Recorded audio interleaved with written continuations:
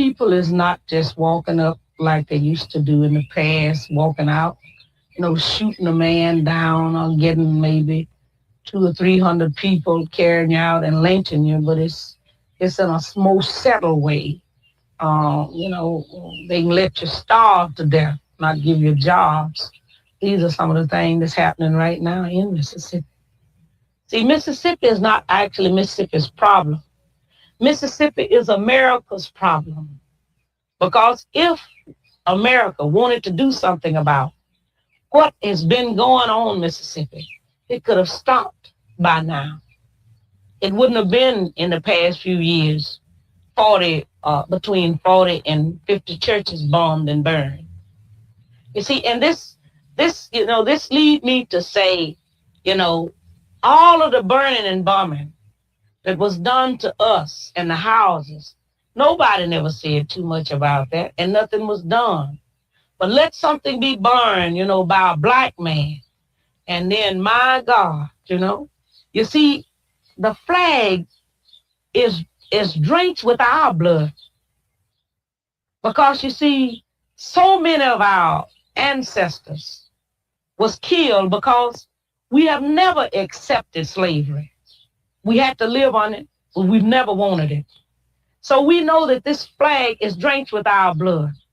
So what the young people are saying now, give us a chance to be young men, respected as a man. As we know, this country was built on the black backs of black people across this country. And if we don't have it, you ain't gonna have it either, because we gonna tear it up. That's what they saying. And people ought to understand that. I don't see why they don't understand that. They know what they've done to us. All across this country, they know what they've done to us. This country is desperately sick, and man is on the critical list. I really don't know where we go from here. You're listening to the TCS. It's a thoughtful Thursday. Of course, the time is now 9:14. We are up live on Facebook. Be sure to like the WVON page and interact with me. Of course, it's the Cleopatra Show. Prime time, baby. Be sure to keep up with me exclusively. Follow me across all social media platforms at Follow Cleopatra, and like and subscribe to my YouTube channel. Check me out there at the Cleopatra Show. I am raising the vibrations of some ancestors that were fierce and devoted to the movement. And that was Sister Fannie Lou Hamer. And eerily, everything she's saying is of current time. Now, that clip had to be 1965 or maybe 64.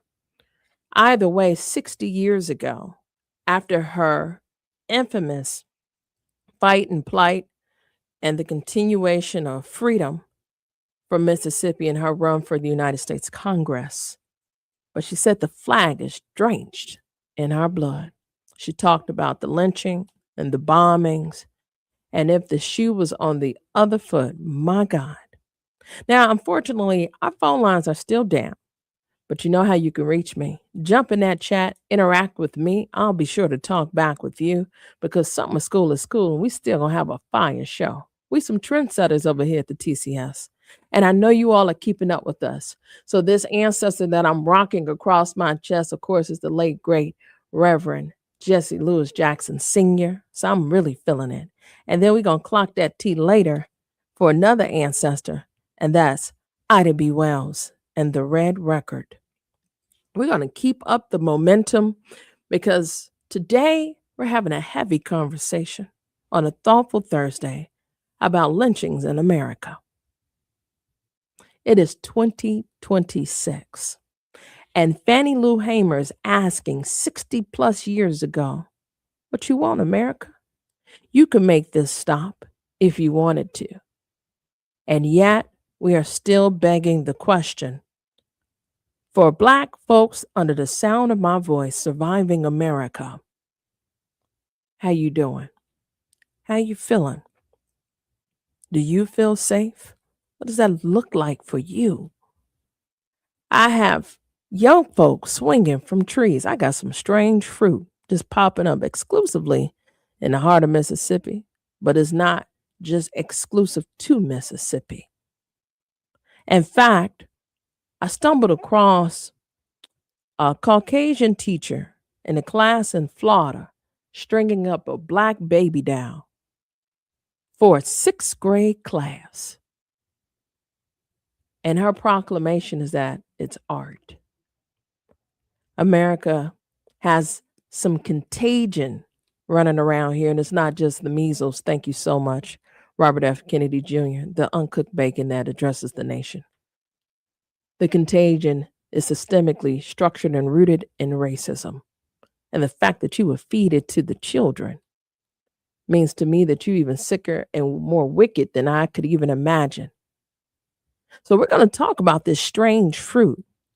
And I am doing this in the spirit and the vibrations under the sound of Fannie Lou Hamer. And the question of the day is very simple. And class, if you already know, are you sick and tired of being sick and tired? And if so, what are you sick and tired of? We'll be back after this break.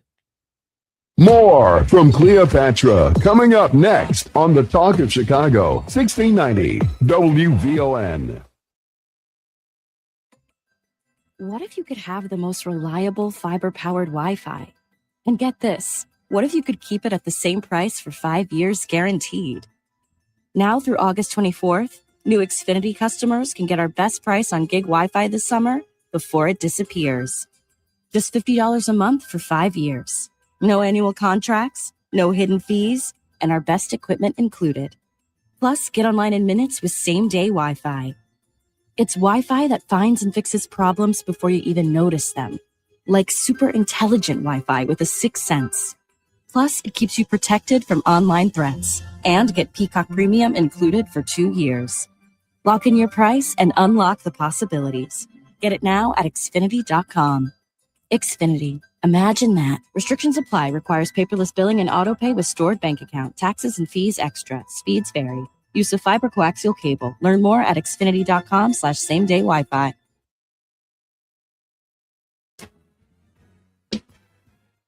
Every Sunday, now you'll be able to listen to the First Church of Deliverance here on 1690 WVON and on the iHeartRadio app at 11 p.m. Tune in for inspirational music, powerful word, and a blessing from the Lord. That's the First Church of Deliverance, Sundays at 11 p.m. right here on the Talk of Chicago, 1690 WVON. Follow us at fcdchicago.org.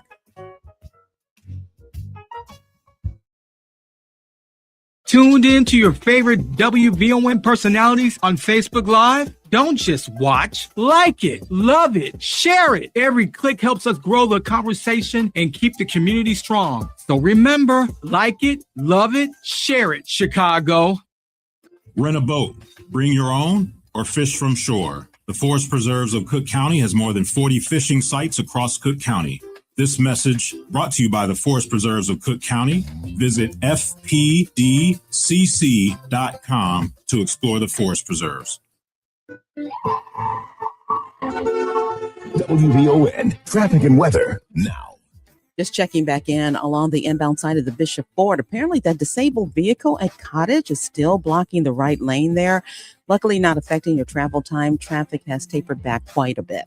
As you make your way along Tuskegee Airmen Memorial, you'll move along at the post of speed each way. Along the Ryan right now, down to 19 minutes from 95th Street into downtown, outbound just fine. If you're on DuSable Lakeshore Drive, things have quieted down quite a bit as well. We are still seeing some delays northbound from 67th Street to Jackson when you hit Soldier Field. Not just a slight buildup through those stoplights from Roosevelt Road to Monroe. Hollywood to Monroe, a 16-minute trip. If you're on the Stevenson, just down to 35 minutes now from I-355 to DuSable Drive, 35 traveling out. Eisenhower, just about a 50-minute trip from Thorndale to the Burns Circle. That outbound trip still 45. And the Kennedy right now, we're looking at just about 35 minutes still in from O'Hare to downtown. As you make your way on the outbound side of the Kennedy, we're getting reports that there is some debris on the roadway right there at the Hubbard Street Tunnel. Apparently is blocking the left lane, so be careful. Your travel time to the airport, almost a 30-minute trip. Taking a look at our weather, the National Weather Service says that dense fog advisory is lifting now. It lifted at 9 o'clock, being replaced with a flood alert. The National Weather Service says we're headed to a daytime high of around 77, tonight leveling off at around 69. Temperatures have been climbing steadily through the 70s this morning. We are now up to 75 at Midway. It's 75 at the Obama Presidential Center and 75 degrees here at the Talk of Chicago. That's a look at traffic and weather now. I'm Annette Fernoy on the Talk of Chicago, 1690 WVON. And now back to the Cleopatra Show on the Talk of Chicago, 1690 WVON.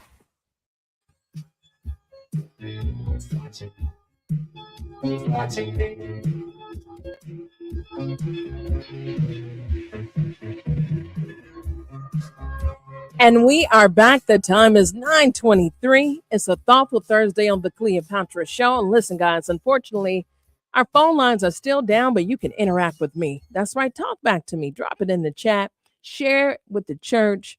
Like and share the show. You know, there's a lot of ways to skin a cat this way. And summer school is cool, so clock that. I heard through the grapevine that there's some dip off. Not in my class. Folk be listening with my class. And we are raising the vibrations historically with some ancestral uplifting. And I'm paying homage to Fannie Lou Hamer. And as she told the United States Congress when she went to go testify, I'm Mrs. Fannie Lou Hamer. I ain't mad at her. Bottom line is this. The same message that I just played for you. Can you feel it today? I know I can. And she said, the young people, if you ain't going to give it, they going to take it. So imagine 60-some years ago, those young people, some of whom, God bless them, are still living now, can remember. And you're listening to me now. Think about it, guys. She said, America, you could stop this today if you wanted to. The bombings, the lynchings, the disruption, the cruelty. And then I thought about your president who loves to inflict pain on working families. When I had the EEOC on just yesterday, having to go testify for the gutting, the continuation of the gutting of what the Civil Rights Act truly did. It protected people, not just Black people, people. And if you don't have work-related demographics to prove your case, you have no case. You have no legs, so therefore, ergo, you can't walk. And this strange fruit, later in the show that we're going to talk about, lynchings all across America. I was remembering the lynching of a 17-year-old that allegedly lynched herself by a tree that was twice her height. Mississippi is notorious for this behavior, but they're not exclusively prone to it. It is a pitter pattern that is deeply rooted in the fabric and the being of this country, especially when hunting Black people. I want to say good morning to Sean and Nadlin, Quintella, Lee, Candy. And I see Lee says, it's ticked off Thursday. Lee always upset. F Trump. F his administration. The story about the woman in Florida who has done the uniforms for the Blue Angels for 40 years have me even more ticked off. I'm telling you all, I'm going to dive into this because I was mortified, especially as we're preparing. And as a former educator, I support phones out of the classroom, but I don't trust these adults. I'm trying to tell you, as a mother that is preparing for kindergarten, I don't know if they prepared for me. See, I'm the kind of mom, I am participatory. You better ask my little sister.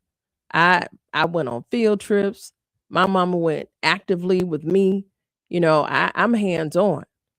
Stringing up a baby doll by the neck for the class on display. I thank God for that child that had the wisdom to know better. And he knew intuitively something's not right. And he recorded it. And then when class was dismissed, the teacher followed him as he went to go report it to the administrators. In other words, to intimidate him. Mm. The black attorney generals all over that beat like sprinkles. I thank God for Ben Crump. 24 hours in a day, and the man uses every minute and every hour fighting for justice, especially for black people. But the cruelty that that teacher has seeded into those children, and a lot of the children are in there telling her to take it down, that is racist, that's not right. Why are you doing that? But these people that are air quotes certified to teach our children have our children not majority of the day, but a portion of the day. Why would you do that? Because there's a history of eating and devouring that strange fruit. There's an appetite for it that is often not spoken of. But the culture and the appetite obviously is there because we're still talking about it in 2026. And this just happened in Florida. So I'm with you, Lee, on ticked off. Something's wrong with that. So I'm starting to lean to the fact that, okay, since we don't have children with phones because it's a distracting tool, do you need to be monitored as you're teaching my child? I'm on the mindset, absolutely. Linda, Becky, Suzanne, I don't care if it's Rhanisha. Don't make me no difference. Because if that child had not filmed it, it would have been the children's voices against who? The big old age adult that is riddled with cruelty in her heart. That's hard to prove. So I'm going to lean into that at the latter part of this week because it blew my mind. I saw it this morning. You all will begin to see it across your social media, I'm sure. But this is why we're getting there. Now, at the 9:30 hour, we're going to talk about community versus quantum. These data centers are popping up, and a lot of legislation or legislators are slow to react. But you know what's not slow to react? Our bills. I'm sure your light bill has crescendo because mine has. I'm sure your water bill is through the roof because mine is. And I'm not just saying because Cleopatra House is impacted, yours is. Bottom line, we're on the same grid. Comment if you're listening. Amen.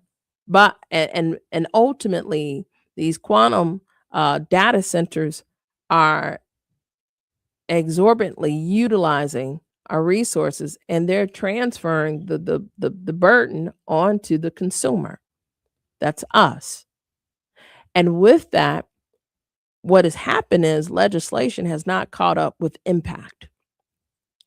And ultimately, who's approving these quantum data centers coming into Black Chicago? And I got a group, Southside Together, said nobody. Nobody talked to them. There was no forum. There was no conversation. And as a result, just yesterday, Mayor Brandon Johnson has put a moratorium on it with an executive order.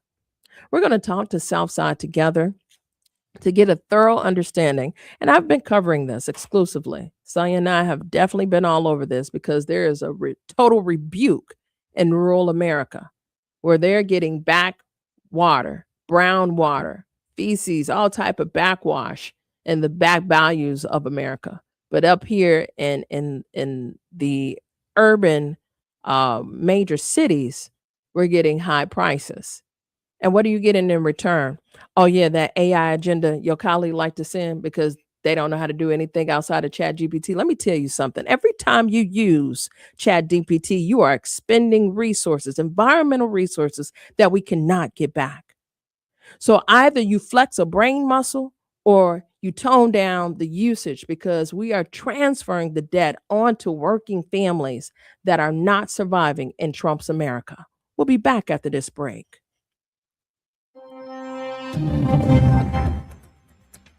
Our dense fog advisory has been replaced with a flood warning. Good morning. I'm Anna Flournoy, and here's what's happening. Chicago's south and west suburbs are still digging out this morning from storm damage Tuesday. Still, hundreds of thousands remain in the dark without power, mainly in Portage, Indiana. Home and business owners are struggling with toppled trees on rooftops, massive flooding, and spoiled food. Communities are coming together to help one another. Crews are back out this morning to assess damages. The National Weather Service is confirming that at least 5 tornadoes touched down in our area. Well, the Chicago Transit Authority is launching a new Safe Ride pilot program. The program will be dedicated to non-law enforcement specialists who will support riders experiencing mental health crisis and substance abuse disorders. Apparently, they will also engage with young adults to build positive relationships, de-escalate potential conflicts, and redirect energy into constructive behaviors. Now, they did not announce exactly how the specialists will engage and or make contact with riders, but the move comes after the Trump administration ordered the agency last year to improve safety for riders following several high-profile crimes on CTA or face losing their federal funding. Well, later today, top Bears officials are expected to announce an update on the team's stadium plans. Earlier this summer, the team said they are planning to advance their stadium project in Hammond, Indiana. Indiana Governor Mike Braun says he's optimistic the Bears will choose the Hoosier State. When we get this across the finish line, we're in the due diligence stage. It's going to be one of the biggest things that's ever occurred to our state, not to mention the region. So we're doing everything you need to do to make sure we get it done. He added that his administration is in weekly contact with the team. Now, Bears officials are expected to make their announcement today at Hallis Hall, where the team is in training camp there, and that session is open to the public. Well, someone in Illinois is waking up a billionaire. One person matched all numbers in Wednesday night's Powerball drawing. The single winning ticket was sold at a gas stop in Quincy, Illinois, about 4.5 hours southeast of Chicago. The massive jackpot has a cash payout of more than $450 million. It's the largest Powerball prize won so far this year and the 8th largest in the game's history. Now, the winning numbers were 4, 26, 66. 67, 69, and the red Powerball number was number 9. Well, that's a look at our news now. On 1690 WVON, traffic and weather up next. WVON News Time, 9:34. Walk, bike, or run. With more than 350 miles of paved and unpaved trails, the forest preserves of Cook County are where to get outside and get healthy. This message brought to you by the Forest Preserves of Cook County. Visit fpdcc.com to explore the forest preserves. When it comes to celebrating our Chicagoland communities, Wintrust is here for it. We're proud to support small businesses in our own backyards, like Anderson's Bookshops, with locations at 123 West Jefferson Avenue in Naperville and 5112 Main Street in Downers Grove. La Fruteria Incorporated, imported foods from Africa and the Caribbean, located at 8909 South Commercial Avenue in Chicago. Kitchen and Bath Authority, exquisite collections of bathroom accessories and more at 611 West Roosevelt Road in Wheaton. It's Matt McGill. President Trump participating in the dignified transfer of the bodies of people who were lost in battle. What the hell are we doing putting people in harm's way? Why we got an 18-year-old in harm's way? This girl just graduated from high school. Some of y'all got the nerve to defend Donald Trump? Really? It's a damn shame, man. Weekdays at noon on the Talk of Chicago, 1690 WVON. It's time to focus with Robert McKay. Quality conversation, protecting, preserving, and preparing our past, present, and future. Sunday evenings at 4 p.m. on the Talk of Chicago, 1690 WVON. This report is brought to you by ComEd, powering lives. Here's a great savings idea. Did you know you've got the power to manage your energy? Yep, from usage alerts to energy saving programs and more. ComEd has all kinds of ideas to help you gain control over your energy saving costs. Find out more at ComEd.com/energy savings. WVON, traffic and weather now. Lots of streets across the area still blocked off due to downed trees. However, Chicago Heights wants us to know that Chicago Road, northbound and southbound between Bomer and Craig Drive, is blocked off completely. There's a lot of storm damage there and cleanup happening. And in the Greater Grand Crossing neighborhood here in Chicago, 71st Street is shut down in both directions between Lafayette and King Drive, as well as along King Drive from 79 to 69. That's due to some police activity. CTA is rerouting the number 71 buses as well as the number 3 bus. Taking a look at our weather, we are seeing some cloudy conditions across the city. The National Weather Service says they are on rain watch for this afternoon. Temperatures climbing into the upper 70s tonight, leveling off in the upper 60s. Right now, we're at 76 at Midway. It's 76 at the Obama Presidential Center and 76 degrees here at the Talk of Chicago. That's a look at traffic and weather now. I'm Annette Flanoy on the Talk of Chicago, 1690 WVON.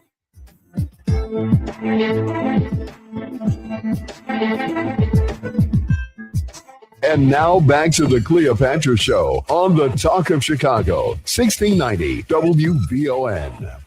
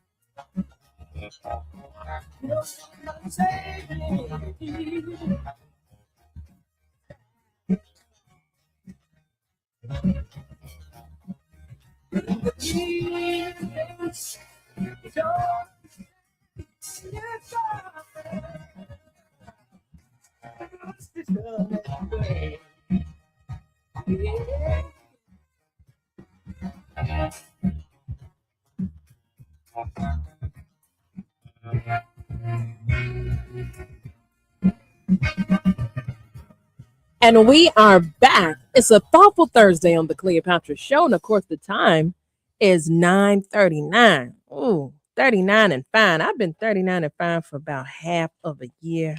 Look at me. Thank you, Jesus. God bless my mother and father and all of the wonderful things they have done for me. It's a Thoughtful Thursday. That's what I mean by the caliber of thoughtfulness, not just because I'm good looking and I can read and write, but I was well loved and cared for.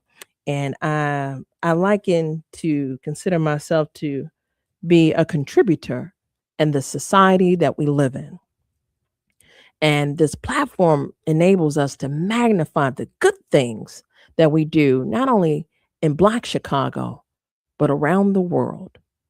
And I bring that perspective because as we organize, and as an organizer, I think it's incredibly important to begin to ask yourself in the spirit of Fannie Lou Hamer, whom I'm paying homage to today, as we talk about the strange fruit in America that they have an appetite for. And I'm talking about the lynchings of Black people.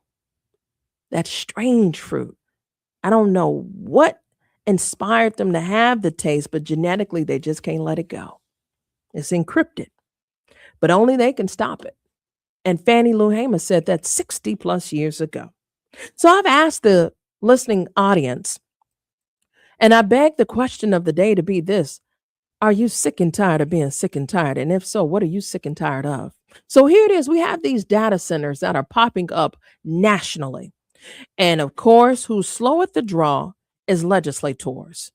Many of it because they're aged out, lack creativity, been at the top of the ceiling in these seats, and are just drawing a check and drawing blood from somebody else to stay alive. It's a lot of drawings, right? A lot of dual challenges of how long can you keep on ticking. And the people, the working people of America is suffering, particularly those that have been transferred the debt, whether it's environmental debt, financial debt, your atmosphere is toxic, so on and so forth. This impact is real. And who authorized this in the city of Chicago, particularly in said community on the southeast side? And they say they weren't asked. And they've been organizing ever since, but they're not alone. We've covered this nationally, particularly in rural America. Get it done, America. Some of whom voted for Trump, said it, and then they said, we didn't ask for this. And Trump don't give a damn, but we give a damn. So on the TCS, we're bringing back with us South Side Together. The Chicago Southeast Side is pushing back against the proposed Side Quantum Facility and Data Center. And this Saturday, residents with Southside Together will host a town hall with Mayor Brandon Johnson, my mayor, your mayor, asking him to withdraw the city support for the project. Now, he's already declared a moratorium, so he's listening. And I'm sure his administration is listening. I'm sure Pritzker's administration is listening. Preckwinkle administration is listening. And I know Trump, you hear me, right? Commander in Sleep is listening. But who is going to join me in this conversation is Tiffany Moore. She's an organizer and she has been all over that beat like sprinkles. And I want to bring her in to raise up some of the high points and the conversation of what is Side Quantum Facility Data Center and what is the impact in Black Chicago. Let's welcome Ms. Moore onto the show. Hi, thank you for having me. Absolutely. Now you got to match my energy. You woke. Yes, I'm fired up. I'm woke. Okay, come on with it. Don't be nervous. I can't bite you. Your ass ain't in the studio, but if so, I wouldn't bite you if you were. But bring that energy. It's a thoughtful Thursday. Ma'am. And we are talking about the survival, not only of Black Chicago, but that's Black and brown. Southeast side is where Black and brown folk live. But I am talking about working families. So talk to us about the impact and why are you all organizing to fight back?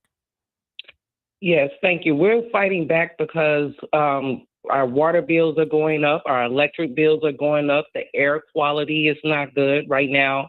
I'm suffering asthma so many more times than I did beforehand. Like, it's getting heavy. And then they did not ask, like you said, they did not ask about this center in our neighborhood. I found out by a knock on my door. I didn't even get the neighborhood will be your good neighbor card. I found out by a knock on my door. And this is while experiencing my landlord increasing my rent $600 in 1 year. So I'm like, what is going on?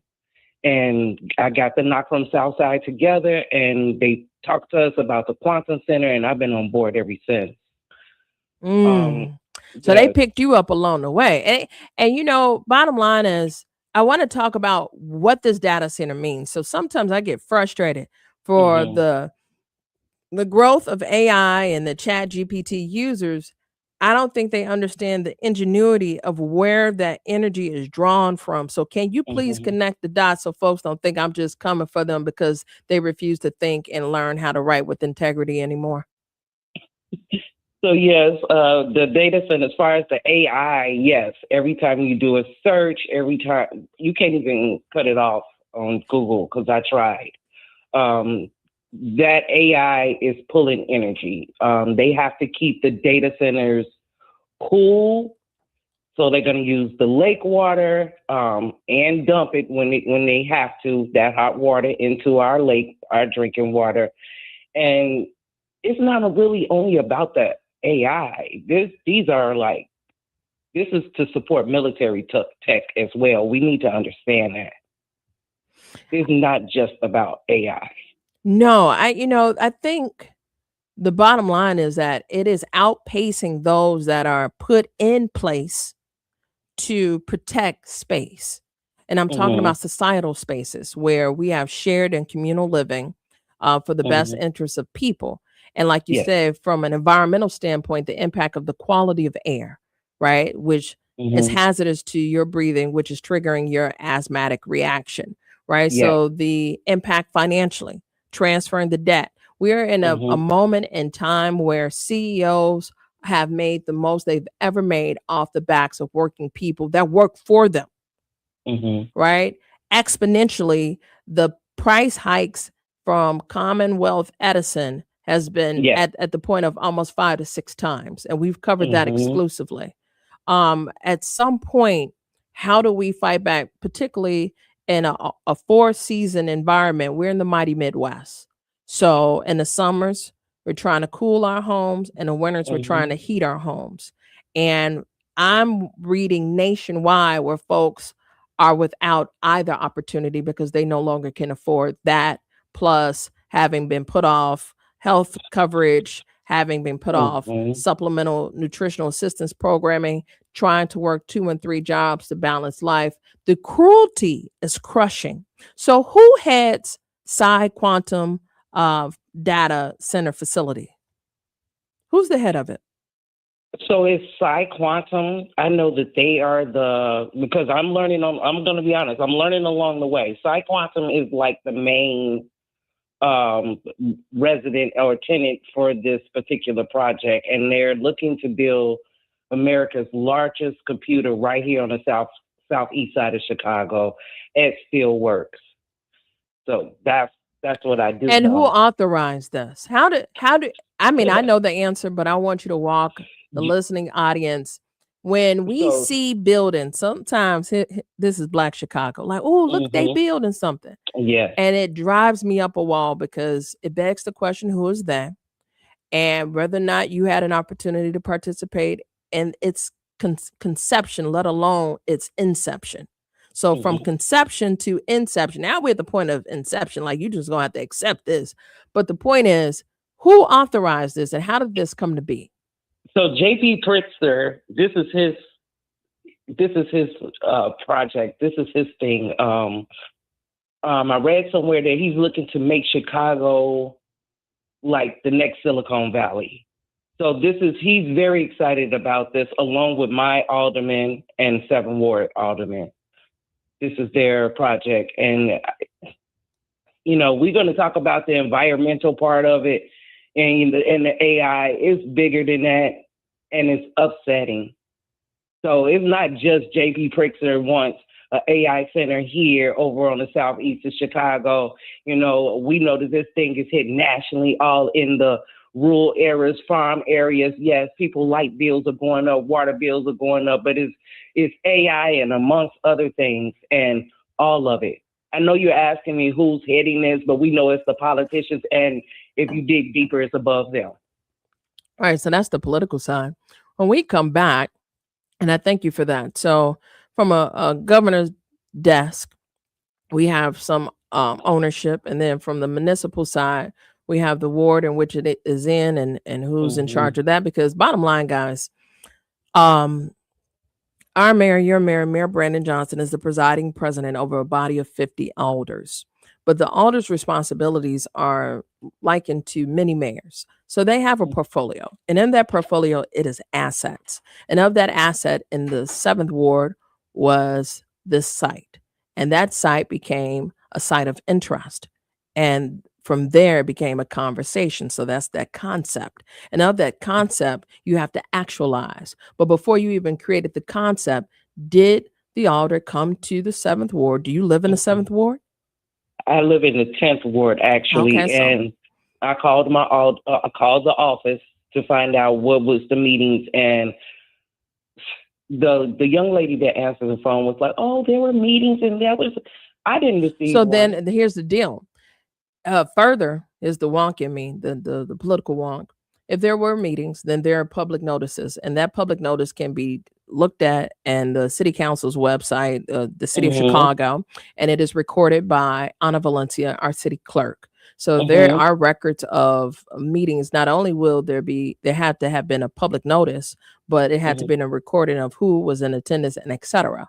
But now that we're past the concept to the formalities, we're fighting against the inception and the accepting of the community. And the community is saying, no, when we come back, we're going to continue to talk to Ms. Moore because you all are organizing an event to have the conversation with Mayor Brandon Johnson and the community in terms of where do we go from here. More when we return. More from Cleopatra coming up next on The Talk of Chicago, 1690 WVON. Early detection saves lives. Ladies, if you're due for a mammogram, don't wait. Breast cancer is most treatable when it's found early. Chicago Medicine makes it easier to take charge of your health. Eligible patients can self-schedule their mammogram online or through MyChart in just minutes. Visit uchicagomedicine.org/mammo. to schedule your screening. That's uchicagomedicine.org/memo. U Chicago Medicine at the forefront. Chicago, one night only, the Destiny's Child Iconic Reimagined Tribute, live at the Congress Theater, Saturday, August 29th. Experience the songs that defined a generation, reimagined. A 5-piece string ensemble delivers a fresh, symphonic take on the hits you love, blending contemporary sound with those signature harmonies and empowering lyrics. Narrated by Matthew Knowles, the management powerhouse behind Destiny's Child. Upgrade to VIP for an exclusive meet and greet. Tickets are moving fast. Get yours now at destinyschild.com. Say my name, Chicago. When you play the Illinois Lottery, you're generating funds that support education. No matter the prize, Illinois wins. Play all your favorite Illinois Lottery games today to help raise more for education. Be smart, play smart. Must be 18 years or older to play. Game odds available at illinoislottery.com. This is the story of the one who keeps multiple buildings running smoothly day after day. Plumbing that flows, HVAC that hums, cleaning supplies that keep surfaces sparkling. That's why she counts on Grainger. With easy reordering online and 24/7 support, Grainger helps her keep the products she needs on hand. So shelves stay stocked and buildings stay ready. Call 1-800-GRAINGER, click Grainger.com, or just stop by. Grainger, for the ones who get it done. If you're 55 or older and into that whole saving money thing, T-Mobile has an exclusive phone and internet bundle just for you. Right now, get 2 unlimited phone lines plus 5G home internet for just $30 each per month with autopay, plus taxes and fees. And with 5G home internet, setup is easy with just one cord and no technician needed, which is great if you're also into that whole keeping it simple thing. Switch now and experience the best mobile network in the U.S. Visit your local store to start saving. T-Mobile, it's better over here. Based on analysis by Ookla Speed Test Intelligence Data Q4 2024 to Q1 2025, Ookla trademarks used under license. Unlimited on our network. Customers on voice plan may notice speeds lower than other customers and further reduction if using more than 50 gigs a month due to data prioritization. Video streams and SD on this plan. Home internet pricing at $20 and monthly bill credit plus $5 per line without autopay. Debit or bank account required. See 5G device coverage and access details at tmobile.com. CTA is coming to WVON. Sundays, 7 p.m., not the train. Call to action with your host, Randria. When life has you at a stop, he'll pick you up and help you find out where you're going and the best connections to get you there. Take the ride every Sunday at 7 p.m. with your host, Randria. The next stop might be yours. WVON, traffic and weather now. No major changes in your travel times. Traffic pretty light across the board, but in Homewood right now, we are getting a report of an accident involving injuries at the intersection of Dixie Highway and Ridge Road. Also, Metro reporting irregular service along the South Shore Line, that's the South Shore Line Lake Shore corridor. That's from Millennium Station to South Bend Airport. It's running on a limited schedule as crews continue to move storm damage from the tracks there. They're hoping to have things back and up and running by tomorrow. Taking a look at our weather, we're seeing some cloudy conditions across the city. The National Weather Service is on rain watch for this afternoon. Temperatures are expected to top the upper 70s today and the upper 60s tonight. Still 76 at Midway, is 76 in Garfield Park, and 76 degrees here at the Talk of Chicago. That's a look at traffic and weather now. I'm in Illinois on the Talk of Chicago, 1690 WVON.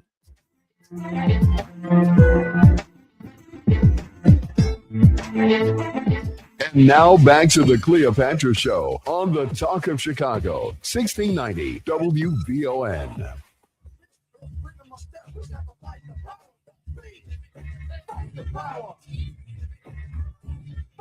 And we are back. The time is 9:56, and it's a Thoughtful Thursday on the Cleopatra, and you heard them.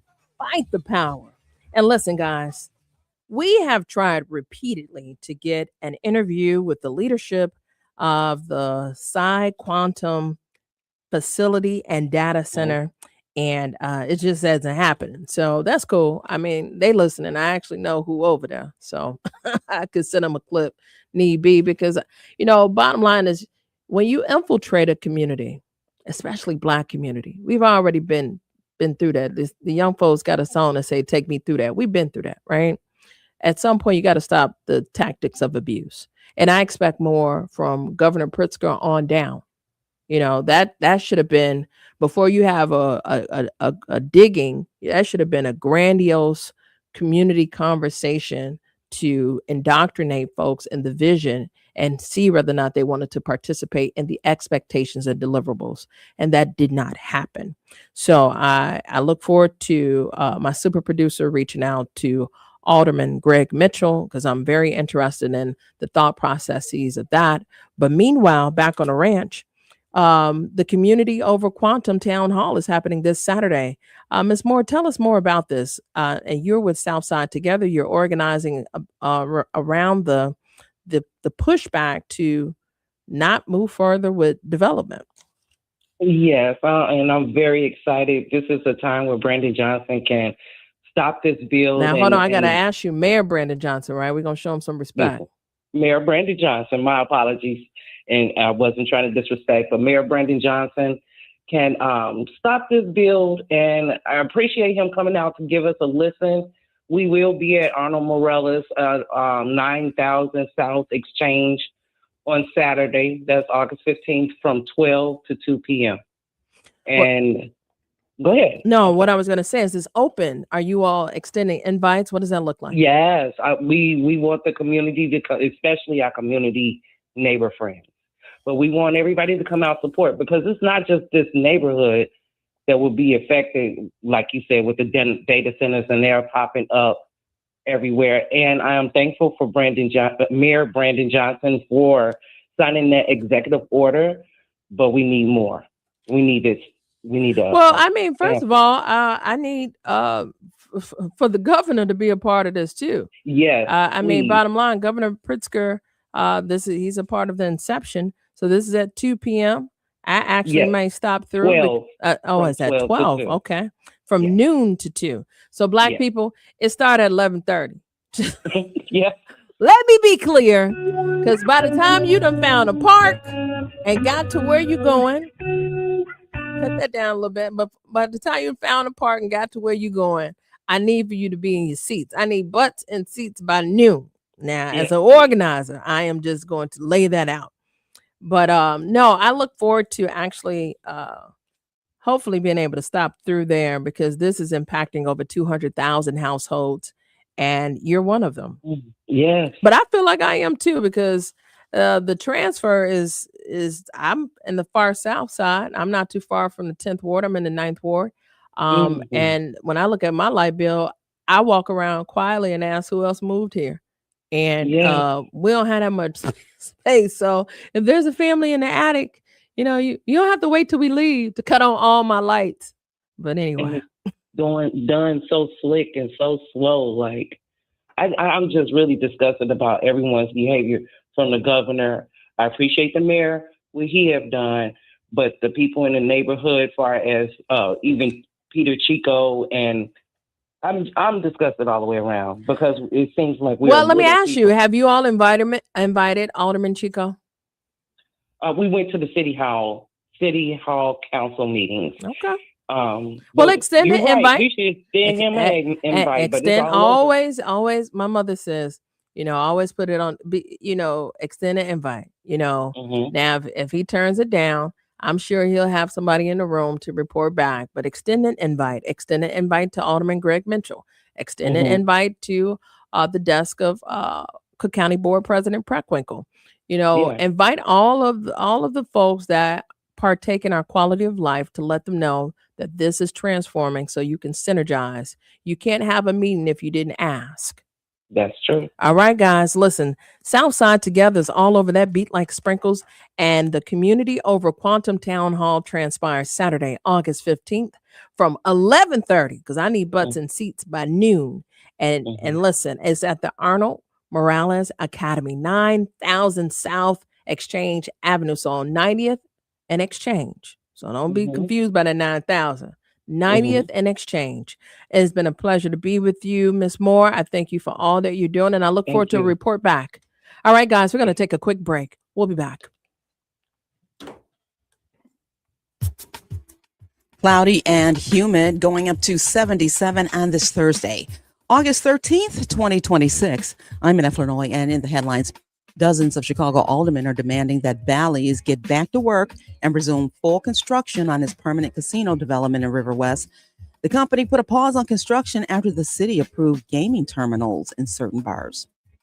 Chicago suburbs are still digging out of the storm damage. Now, the National Weather Service now says as many as 5 tornadoes touched down Tuesday.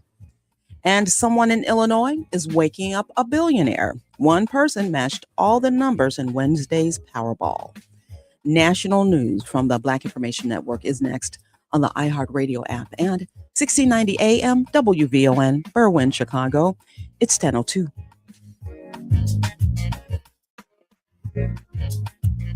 First, here's the BIN News Now. The Justice Department says nearly a dozen people have been arrested in an alleged sham marriage scheme involving Chinese nationals. This is one of the largest marriage fraud prosecutions in United States history. Attorney General Todd Blanche claims the operation arranged more than 1,000 fraudulent marriages in exchange for payments, helping participants obtain green cards through fake relationships. A Denver City Council proposal to begin meetings with an acknowledgement of slavery and forced labor remains on hold. The measure has been tabled for a second time, with council members expected to revisit the issue in late September. And a GoFundMe has been launched for the widow of actor Malcolm Jamal Warner. Organizers say Tanisha Warner has faced financial challenges since his death and is currently involved in a legal dispute over the late actor's estate and family trust. Get BIN News Now on demand 24/7 on the iHeartRadio app.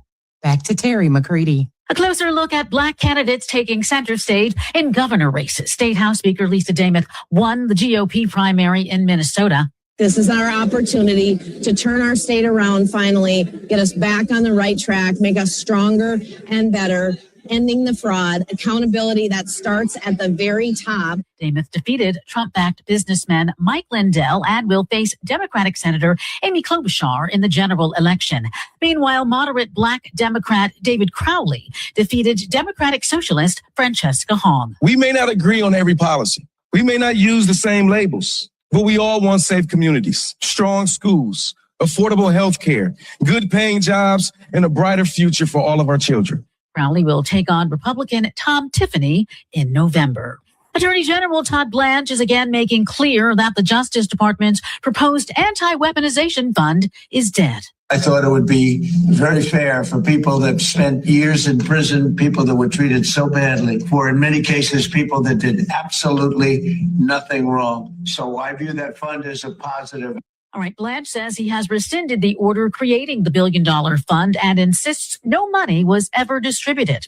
The fund faced bipartisan criticism, including concerns that people convicted in connection with the January 6th attack could receive taxpayer money, while several federal judges also questioned how it was created. Blanche says he and President Trump will support compensating people they believe were victims of a weaponized Justice Department, but any effort to do so would have to come through Congress rather than the defunct fund. Hundreds of criminal non-citizens in Southern California have been transferred from county jails into federal custody courtesy of Operation Guardian Angel. The U.S. Department of Justice says the operation, which began last year, is designed to get around California's sanctuary laws by securing federal arrest warrants for non-citizens recently arrested by local police. Once issued, local jails are legally required to honor the arrest warrants and hand over the defendants to federal law enforcement. First Assistant U.S. Attorney Bill Estaley says California's sanctuary policies put the public at risk and cannot go unchallenged. So far, federal officials have issued 769 arrest warrants and transferred over 300 defendants from local jails into federal custody. Jury selection this week in the Tupac Shakur murder trial in Las Vegas.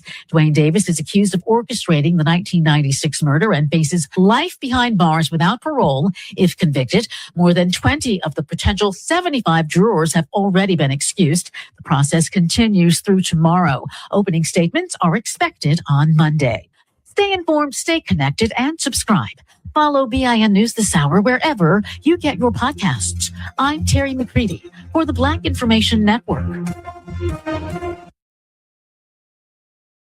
This August, renew your spirit only on Vine TV. Watch Behind Our Walls, a powerful documentary following incarcerated men pursuing a college education through the Calvin Prison Initiative. It's an inspiring story of determination, redemption, and the transformative power of second chances.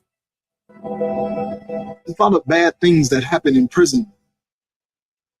It's a dark place. You have all the time in the world. So you can either become a better human being or you become a worse human being. And the choice is yours. Then spend time with Serenity, Strength, and Style with Sylvia Ewing and friends. Uplifting conversations about wellness, self-care, resilience, and living with intention. August on Vine TV offers stories that stay with you long after they're over. Watch on Roku, Amazon Fire, Apple TV, the WVON app, or at Vaughn.tv. Vaughn TV, for the culture, by the culture. Lung cancer is common among East Asian descendants, especially females. We understand our patients have different backgrounds and circumstances, which is why we promote nearly 1,000 health screenings each year, like the CLUES program, which screens high-risk, often uninsured patients for cancer. If it wasn't for the CLUES program at Northwestern Medicine, we wouldn't know my mom had lung cancer. Because we treat our community the same way we treat our patients, better. Greetings, WVON family. It's your brother and friend, Bomani Obadelli of the Activist Hour. Join me on Saturday mornings as we discuss a holistic and public health approach to addressing community violence. We will also be discussing ways that we can create a safe, peaceful, economically thriving, and healthy communities. Join me Saturday mornings, 8 a.m. on WVON for the Activist Hour. This report is brought to you by Blindster.com. Tired of overpriced blinds? Blindster makes custom blinds simple and affordable. You measure at home, install yourself, and save big. No retail store markups, just custom blinds guaranteed to fit. Blindster.com. WVON, traffic and weather now. Still no major changes in your travel time. Actually, traffic pretty light. You're pretty much moving along at the posted speed as you make your way along the Ryan, the Bishop Ford, Tuskegee Airmen Memorial, and DuSable Lakeshore Drive at this time. Taking a look at our weather, we're seeing some overcast conditions. It's pretty cloudy out there. But we are seeing some brighter skies, but it's cloudy. The National Weather Service says they're on rain watch for this afternoon. Temperatures are expected to top in the upper 70s. We've been inching slowly through the 70s this morning. Right now, we're looking at 76 degrees still at Midway. It's cloudy and 76 in Garfield Park and 76 degrees here at the Talk of Chicago. That's a look at traffic and weather now. I'm Annette Vernoy on the Talk of Chicago, 1690 WVON.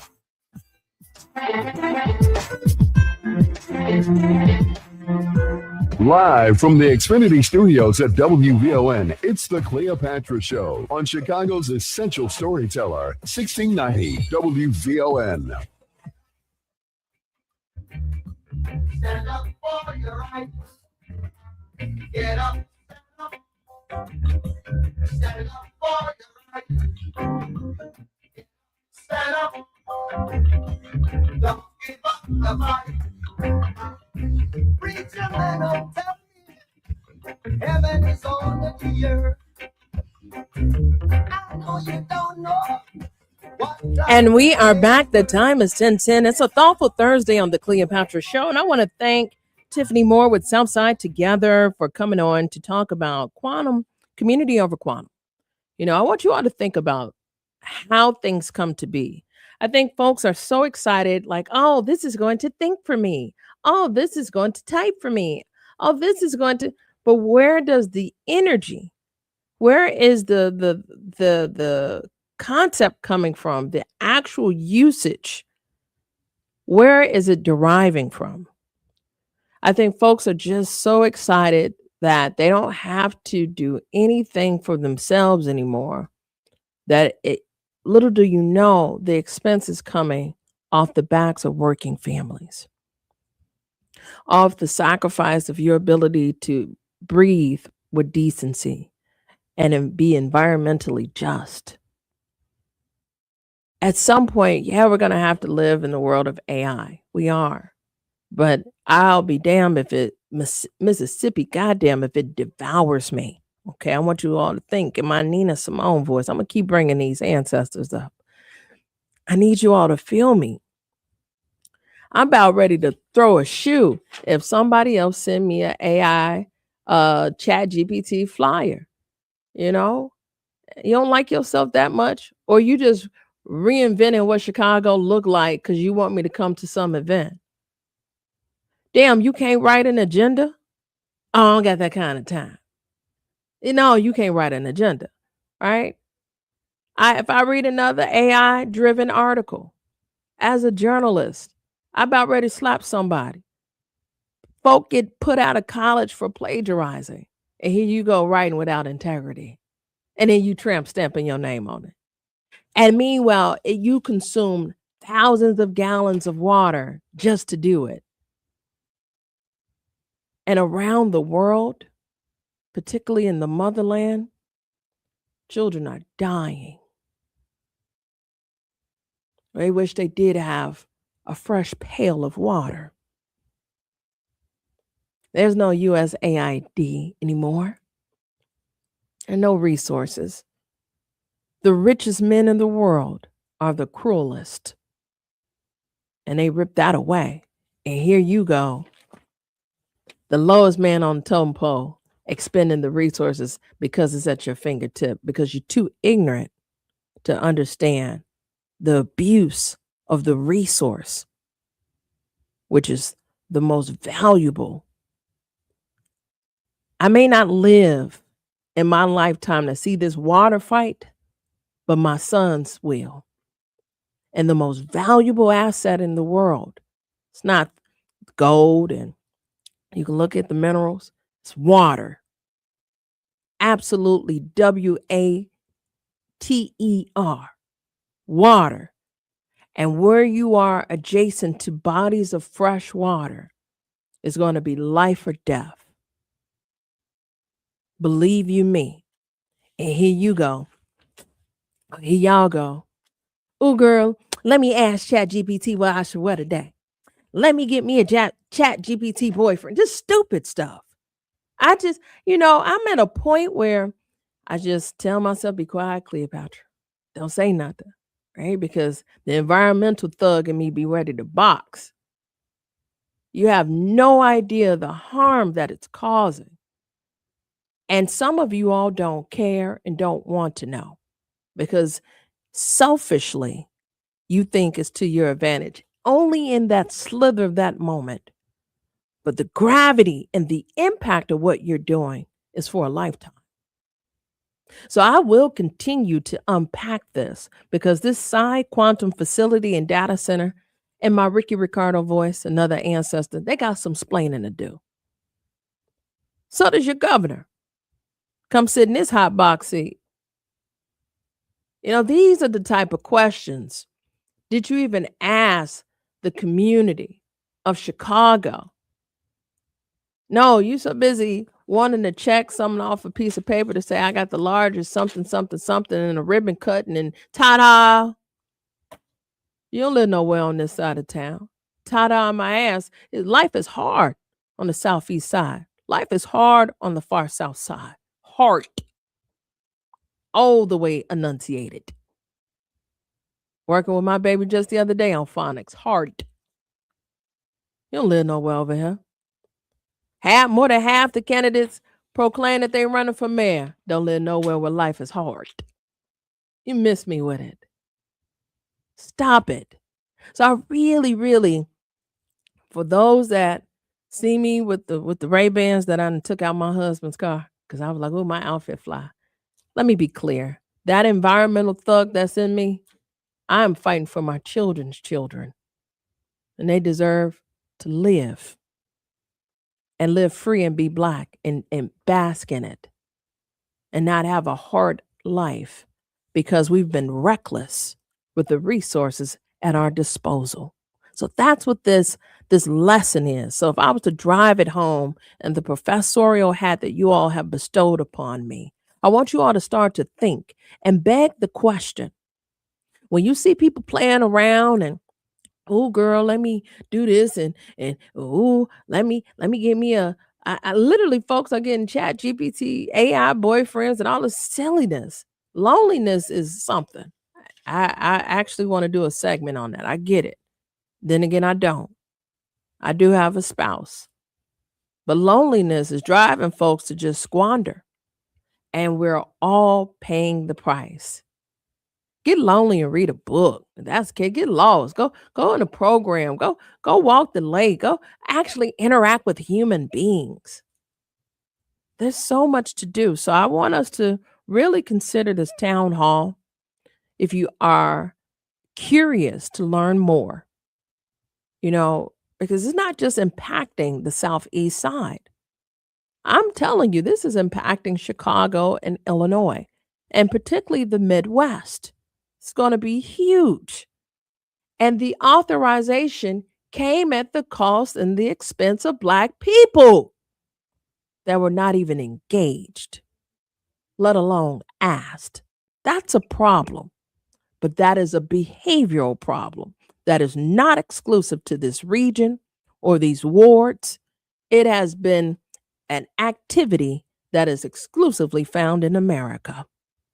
More when we return. More from Cleopatra coming up next on the Talk of Chicago, 1690 WVON. Ada S. McKinley provides behavioral and mental health services at 4 Southside clinics. They serve people of all ages with a strong focus on therapy, counseling, and youth crisis. Their counselors and mental health professionals are well-trained and experienced in treating problems caused by emotional distress and or trauma. To schedule an appointment, call 312-761-1099 or visit adasmckinley.org. It's Gospel with Pam Morris Walton, your gospel sister, on WVON Sundays, 11 to 2 p.m. Music to help you on your journey. I'll see you there. WVON. Tuned in to your favorite WVON personalities on Facebook Live? Don't just watch, like it, love it, share it. Every click helps us grow the conversation and keep the community strong. So remember, like it, love it, share it, Chicago. If you're 55 or older and into that whole saving money thing, T-Mobile has an exclusive phone and internet bundle just for you. Right now, get 2 unlimited phone lines plus 5G home internet for just $30 each per month with autopay, plus taxes and fees. And with 5G home internet, setup is easy with just one cord and no technician needed, which is great if you're also into that whole keeping it simple thing. Switch now and experience the best mobile network in the U.S. Visit your local store to start saving. T-Mobile, it's better over here. Based on analysis by Ookla Speed Test Intelligence data Q4 2024 to Q1 2025. Ookla trademarks used under license. Unlimited on our network. Customers on voice plan may notice speeds lower than other customers and further reduction if using more than 50 gigs a month due to data prioritization. Video streams and SD on this plan. Home internet pricing at $20 a monthly bill credit plus $5 per line without autopay. Debit or bank account required. See 5G device coverage and access details at T-Mobile.com. This is the story of the one who keeps multiple buildings running smoothly day after day. Plumbing that flows, HVAC that hums, cleaning supplies that keep surfaces sparkling. That's why she counts on Grainger. With easy reordering online and 24/7 support, Grainger helps her keep the products she needs on hand. So shelves stay stocked and buildings stay ready. Call 1-800-GRAINGER, click Grainger.com, or just stop by. Grainger, for the ones who get it done. Hey everybody, this is Kendall Moore, the Kendall Moore Show, getting you from your work week to your weekend each and every Friday night from 6 until 9 p.m. I get you from your work week to your weekend. Church. Kendall Moore, radio for the next generation on the Talk of Chicago, 1690 AM, WVON.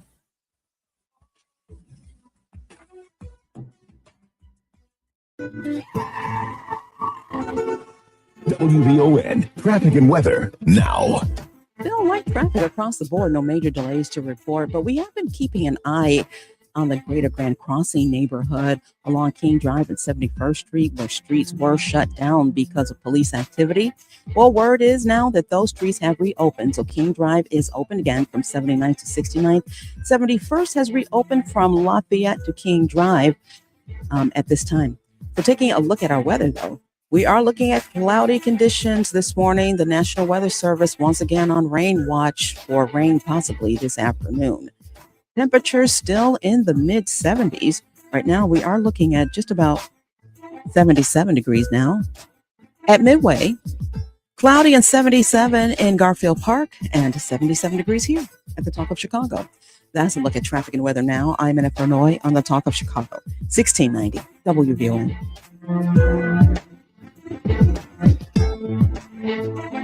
And now back to the Cleopatra Show on the Talk of Chicago, 1690 WVON.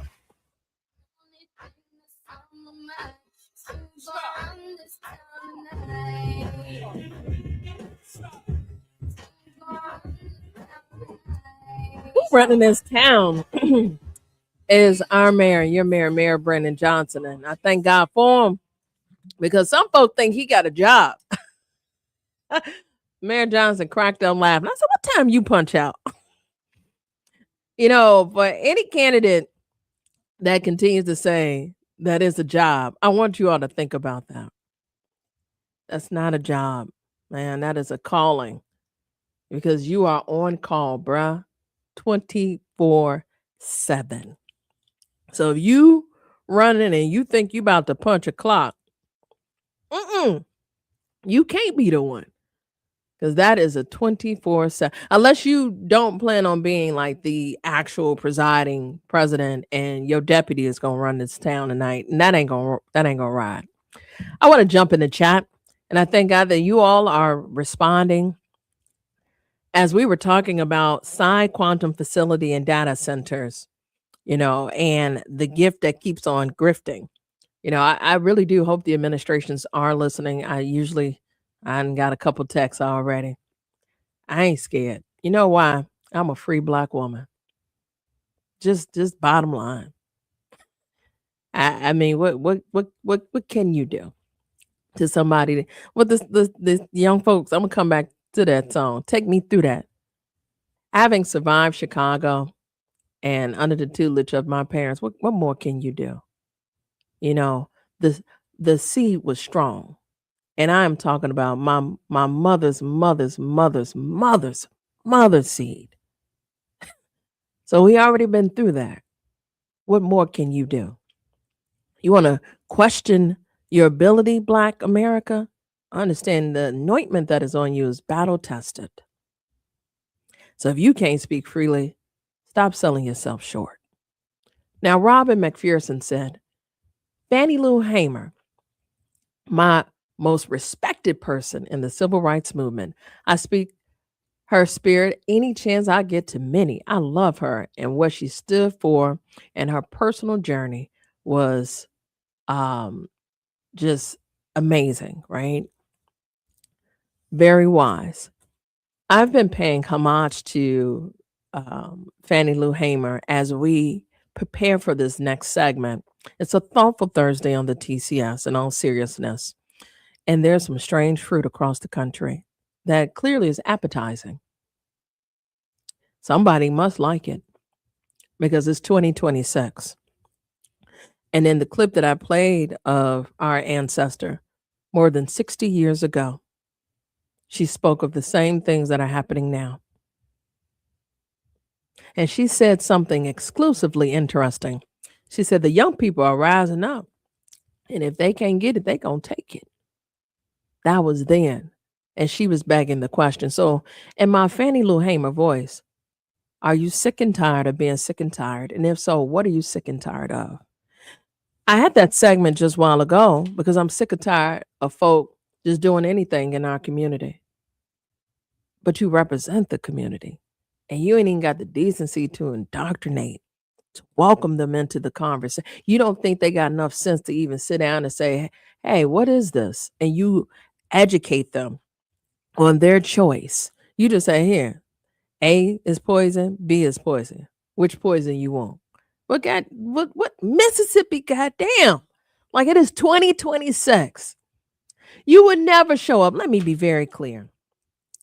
You would never show up in Boys Town with a data center, Edgewater, Albany Park, Portage, Dunning, and not have said one word to them. And who is them? I'm talking about white America. It would have never happened. There would not be a concept without a body of people that live there to be a part of the conversation. Black Chicago should be offended at what I'm saying. And I don't want to hear this going to bring jobs. I don't want to hear that. That's garbage. Stop it. Stop it. You know, the bag of goods that we have been sold through the decades, and this precedes Fannie Lou Hamer's existence, is now being perpetuated by folks in suits. Ain't just black folk, all kind of folk. But you ain't had one conversation. If you did, I can sit down and dig up the public record of the public acts meeting that allegedly transpired and beg the question, who was there? And where did you put the notifications? Because by law, it has to be posted. So that's the wrong side of me, right? So when people love to play games and act like politics, I'm well-read and well-traveled and well-versed. And I'm tired of us playing games in Black Chicago because this will never happen north of Roosevelt. And that's the point that I'm making. And from all the way up the top of the ticket in Illinois, Governor Pritzker is allowed because he was welcomed. And by whom? And why would you not want to have a conversation with Black Chicago? But then I'm trying to ask Black Chicago, why y'all not flipping over a table about that? The conditioning of the Negro in America is real. And it is true. So here it is, a real opportunity to say, hey, that isn't right. Who authorized that? Why now? Why here? And what is the benefit to me? Yeah, you need to be real selfish in terms of how your community is going to thrive with any opportunity that comes into your boundaries, in your backyard. What does this do for my quality of life? That is the question. Now, if I was to point out what I'm sick and tired of, I'm sick and tired of you playing in my face. That's me. I want to hear from you. Now, I wish the phone lines wasn't down, but that's all right. I see you all in the chat. And Levon says cameras are in the classroom. Where at? Now, we were talking about the Caucasian teacher in Florida that in her infinite wisdom thought it was appropriate to lynch a black baby doll in a 6th grade classroom. So if we can't no longer allow children with phones, what is their measure of protection from big old age adults that should do better? Now, when we come back, we're going to talk about this strange fruit. And we're going to raise up another ancestor. And I am talking about Ida B. Wells. And her pioneering effort before there was the civil rights era. And I'm going all the way back to a red record in 1895. It was an investigative pamphlet by Ida B. Wells that talked about the stats of lynchings in America. You don't want to miss this. Cloudy and mild and muggy. The National Weather Service says we're headed into the upper 70s. Good morning. I'm Annette Fernoli, and here's what's happening. According to a new city watchdog report, Chicago cannot with certainty track whether or not it's paying its vendors on time. The Inspector General audited the Department of Finance and says they found that the city's tracking system has some incomplete and inaccurate data and that slow payments have been happening consistently since at least 2005. The city has a 30-day payout goal for contractors, but the IG says that gaps in data makes it impossible to confirm whether that 30-day goal is being met. Dozens of Chicago aldermen are demanding that Bally's get back to work and resume full construction of its permanent casino development in River West. The company paused its building project on the casino portion because of the green light the city gave to video gambling terminals in certain bars. About 28 aldermen sent out a demand letter to the company calling for a public hearing. Chicago approved video gambling last fall. Top Bears officials are out at training camp at Hallis Hall. Soon, they're expected to announce an update on the team's stadium plans. Earlier this summer, the team said they are planning to advance their stadium project in Hammond, Indiana. Indiana Governor Mike Braun says he's optimistic the Bears will choose the Hoosier State. When we get this across the finish line, we're in the due diligence stage. It's going to be one of the biggest things that's ever occurred to our state, not to mention the region. So we're doing everything you need to do to make sure we get it done.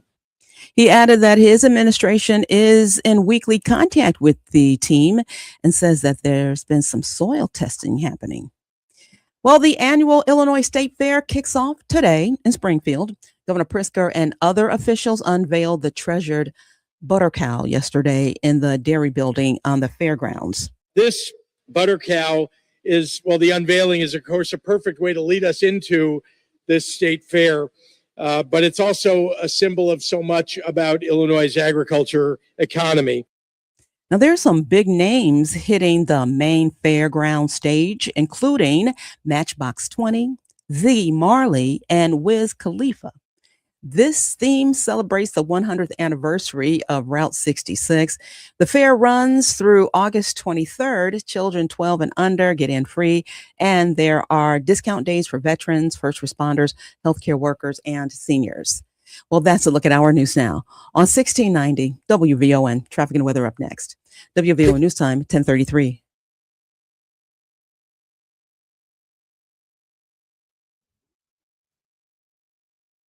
It's Rufus Williams. The thrill of summer is finally here, which also means it'll be over before we know it. This fall, the Rufus Williams Travel Club is heading to Charleston, South Carolina, October 8th through the 12th.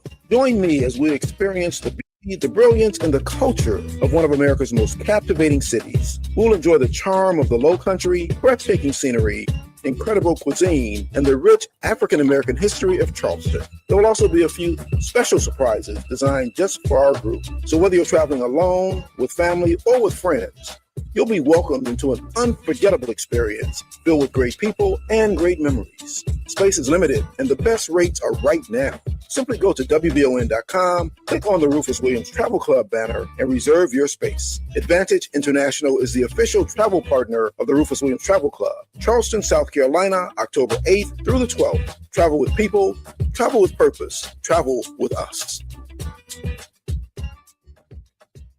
Protect your money and build your wealth. Sundays at 3 p.m., host and owners of Top and Top Insurance Agency, Clydell and Betty Top, teach you about protecting your assets, 401ks, annuities, life after retirement, the differences and benefits of life insurance. And they take questions. Their advice can enhance your financial future and your legacy. Call for a free WVON financial consultation, 773-881-8110. Tune in Sundays at 3 p.m. to protect your money and build your wealth. Powered by Top and Top Insurance Agency. This report is brought to you by Blindster.com. Tired of overpriced blinds? Blindster makes custom blinds simple and affordable. You measure at home, install yourself, and save big. No retail store markups, just custom blinds guaranteed to fit. Blindster.com. WVON traffic and weather now. Press update was happening along the Ryan. There are no problems or delays. As you make your way from 95th Street into downtown, you'll move along at the posted speed and back again. Light traffic, pretty light along the Bishop Ford, Tuskegee Airmen Memorial, and DuSable Lakeshore Drive each way. If you're on the Stevenson, you're looking at just 35 minutes from I-355 to DuSable Drive 35 traveling back. Eisenhower, not bad either. Give yourself 40 minutes there from Thorndale to the Burns Circle, 40 on the return trip. And on the Kennedy, you're looking at 27 minutes in from O'Hare to downtown. Getting to the airport, about a 26-minute trip. Taking a look at our weather, we're seeing some cloudy conditions. The National Weather Service says they're on rain watch for possible rain headed our way this afternoon. We're looking at new daytime highs and new nighttime lows. We're looking at a daytime high now of 79, a low tonight now of 68. But right now, we're up to 78 at O'Hare. It's 78 in Woodlawn and 78 degrees here at the Talk of Chicago. That's a look at traffic and weather now. I'm NF Lenoy on the Talk of Chicago, 1690 WVON.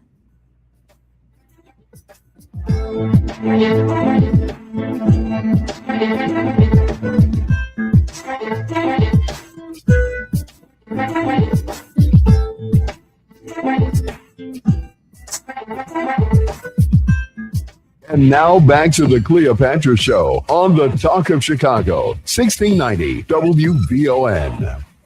Chose to fight. She also chose her weapons. There is therefore only one thing left that we can do. Save our money and leave a town, which will neither protect our lives and property nor give us a fair trial in the courts, but takes us out and murders us in cold blood when accused by white persons. Hundreds disposed of their property and left. Leading pastors took their whole congregations with them as they, too, went west. She said, leave. You know, this is that black migration to the Middle West, the Kansas and Oklahoma migration. Go to Kansas, go to Oklahoma. And many blacks left. And I think that's another reason that the power structure was angry with her, because she understood the economic and political strategy that they were using to intimidate blacks. And what she was saying is, you don't have to stay here and be intimidated, leave. And so the white businesses were in a panic that blacks had left. They were buying everything on the installment plan, and they just left everything. So the people were left. The restaurants were going out of business, because all the black patronage was going. And you talk about the power of the pen and of her leadership to be the force behind thousands of black people. Leaving, and whatever Memphis represented to them was the only thing that they knew. It was where their roots were, where they were working, where their families were. And 6,000 people packed up their bags, went to the Oklahoma Territory. Of course, Ida Wells had gone there previously to sort of scout the place.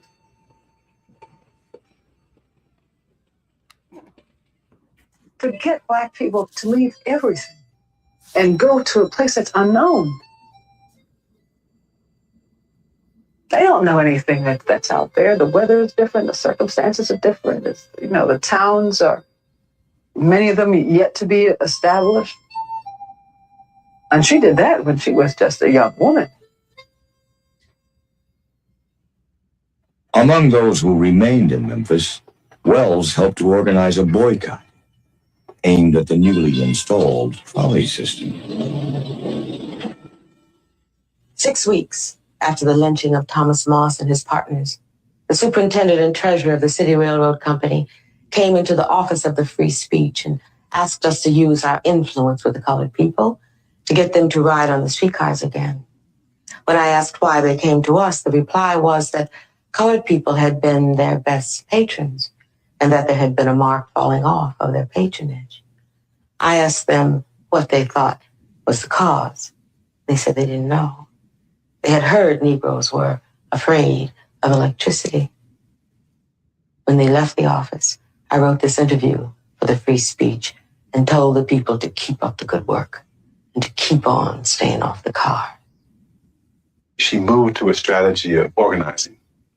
That she wanted to mobilize black people, at women's groups in particular, but other kinds of black mobilization, which signaled that it wasn't only a matter of the mirror image. You don't just get people to see that they're wrong and then change. She saw that you had to get some organizational apparatus in place.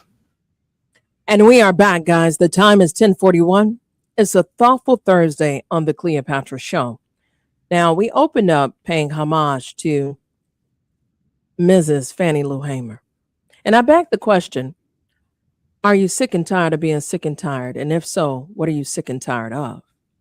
With the promise that we will continue our conversation about strange fruit around the country and the lynchings that continue to happen in the year of our Lord is 2026. I wanted to take us back to another great ancestor, Ida B. Wells, who was notoriously known as an organizer, but a pathetic journalist. And in fact, a red record was incepted in 1895, and it was an investigative pamphlet produced by her and distributed by her, and it provided stats of lynchings in America. And it took us to our next guest, who joins me via StreamYard, as we pay homage to Julian Bond, who was a pioneering civil rights leader, longtime NAACP chairman, and co-founder of the Student Nonviolent Coordinating Committee. He made his transition on August 15th of 2015. And here we are a few years later with his mentee, Jill Collen Jefferson, who was tenacious enough to create Julian in his honor. I want to welcome you to the Cleopatra Show and get your reflections on what we heard about the movement building of Ida B. Wells as we discuss the Red Record and the new iteration thereof. Thank you so much for having me. The clip that you played of the movement building is just perfect because it shows the necessity of community in these cases.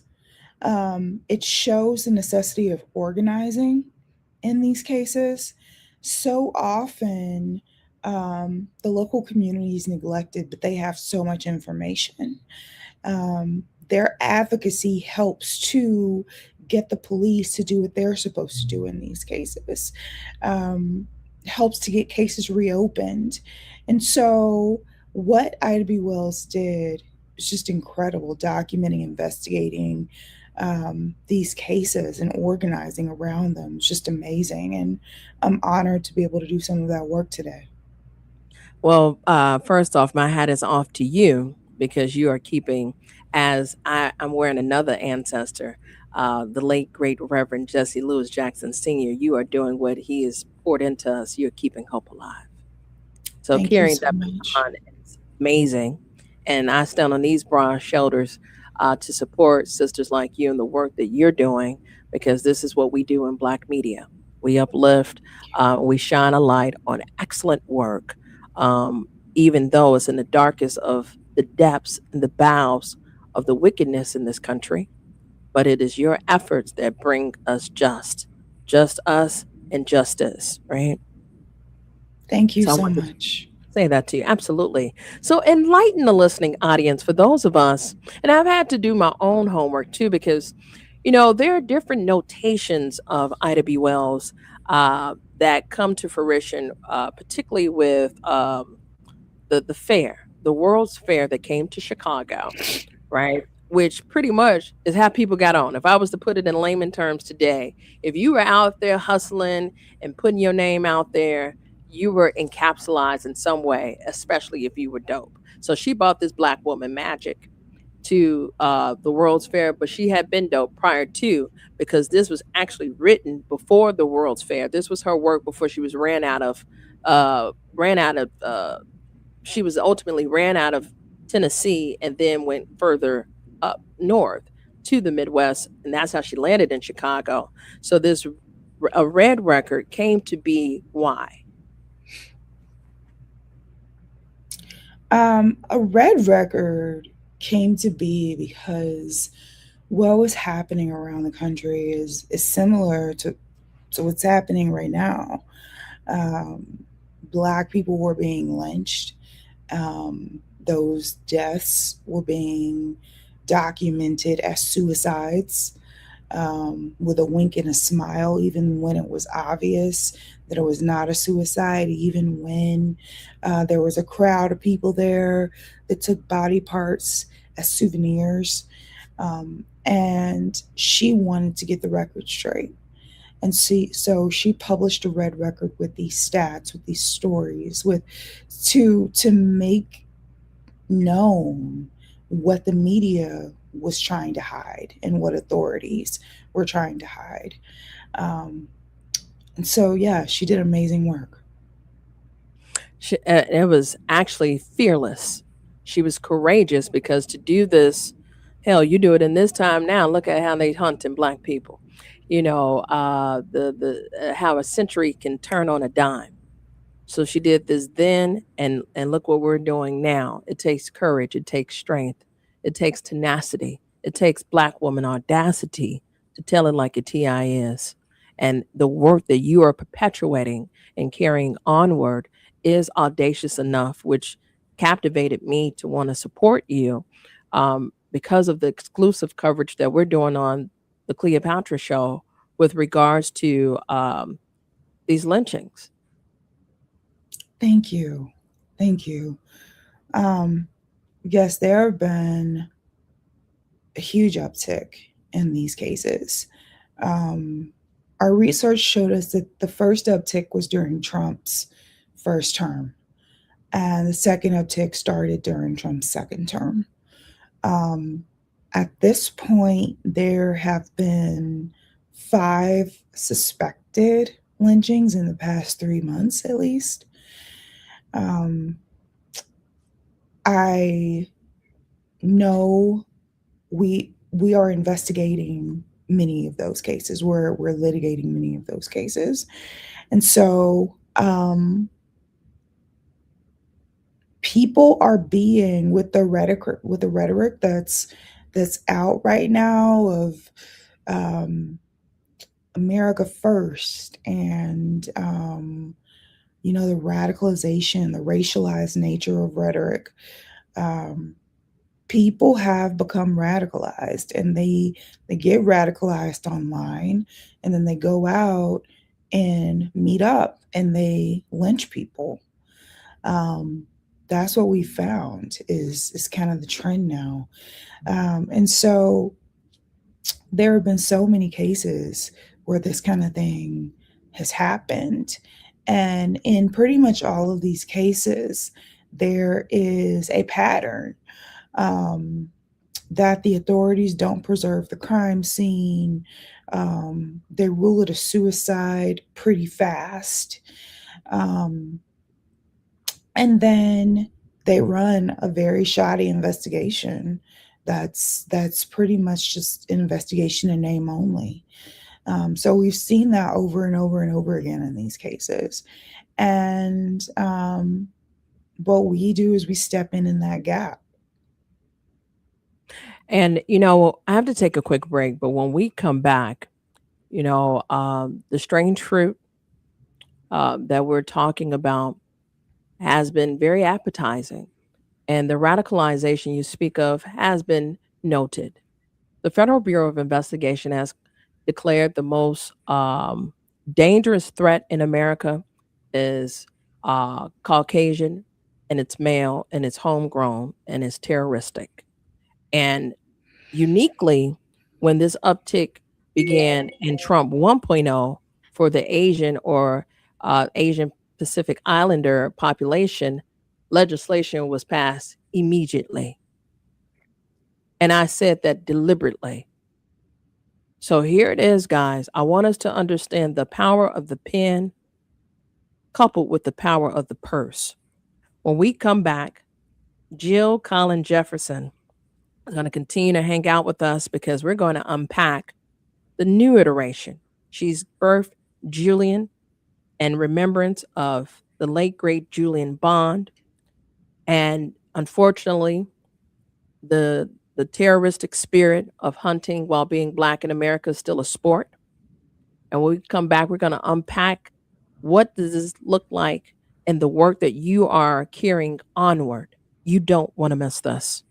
More from Cleopatra coming up next on the Talk of Chicago, 1690 WVON. Summer is here, the season of sunshine, swimming, picnics, and the freedom to have fun and enjoy yourself. United Fidelity Bank believes freedom starts with smart savings. Whether you're hanging with friends and family or enjoying a summer night, your money should still be working for you. Open a United Fidelity Bank 18-month certificate of deposit with a 4.35% annual percentage yield. It's a simple, steady way to grow your savings, letting your money work for you. At United Fidelity Bank, they focus on you, your needs, your goals, your questions. Their personal service is something you will not find at a big box bank. Get the experience you need and the service you deserve. Stop by their Chicago flagship branch at 1701 West 87th Street to open your 18-month, 4.35% APY CD today. Or visit UnitedFidelity.com. United Fidelity Bank, where your summer of smart savings begins. Rate subject to change at any time. CDs renew automatically to the standard rate in effect at the time of renewal, unless instructed otherwise. Member FDIC. If you're 55 or older and into that whole saving money thing, T-Mobile has an exclusive phone and internet bundle just for you. Right now, get 2 unlimited phone lines plus 5G home internet for just $30 each per month with autopay, plus taxes and fees. And with 5G home internet, setup is easy with just one cord and no technician needed, which is great if you're also into that whole keeping it simple thing. Switch now and experience the best mobile network in the U.S. Visit your local store to start saving. T-Mobile, it's better over here.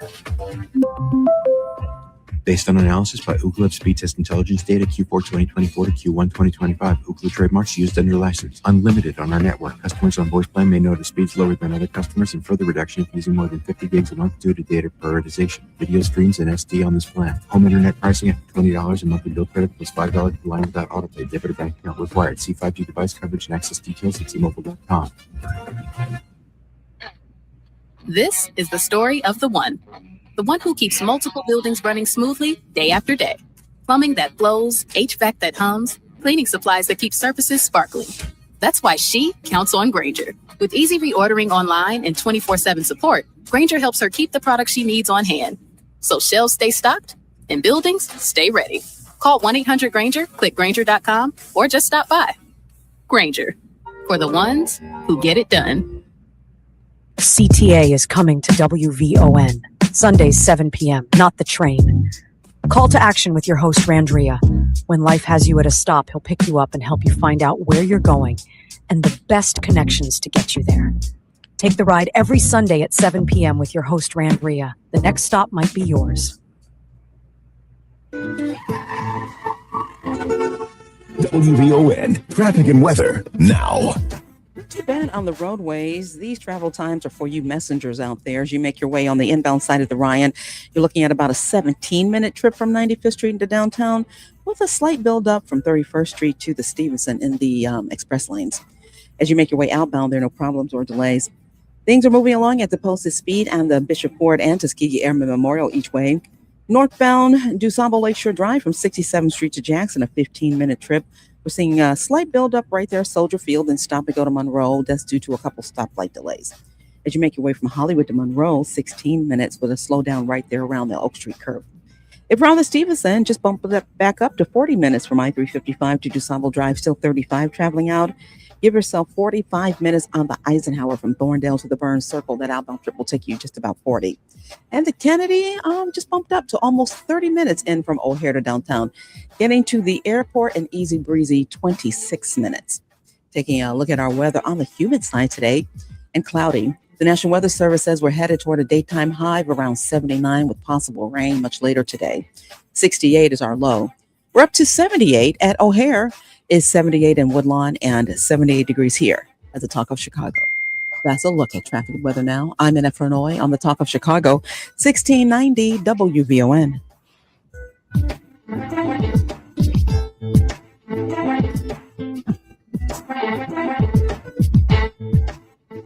And now back to the Cleopatra Show on the Talk of Chicago, 1690 WVON.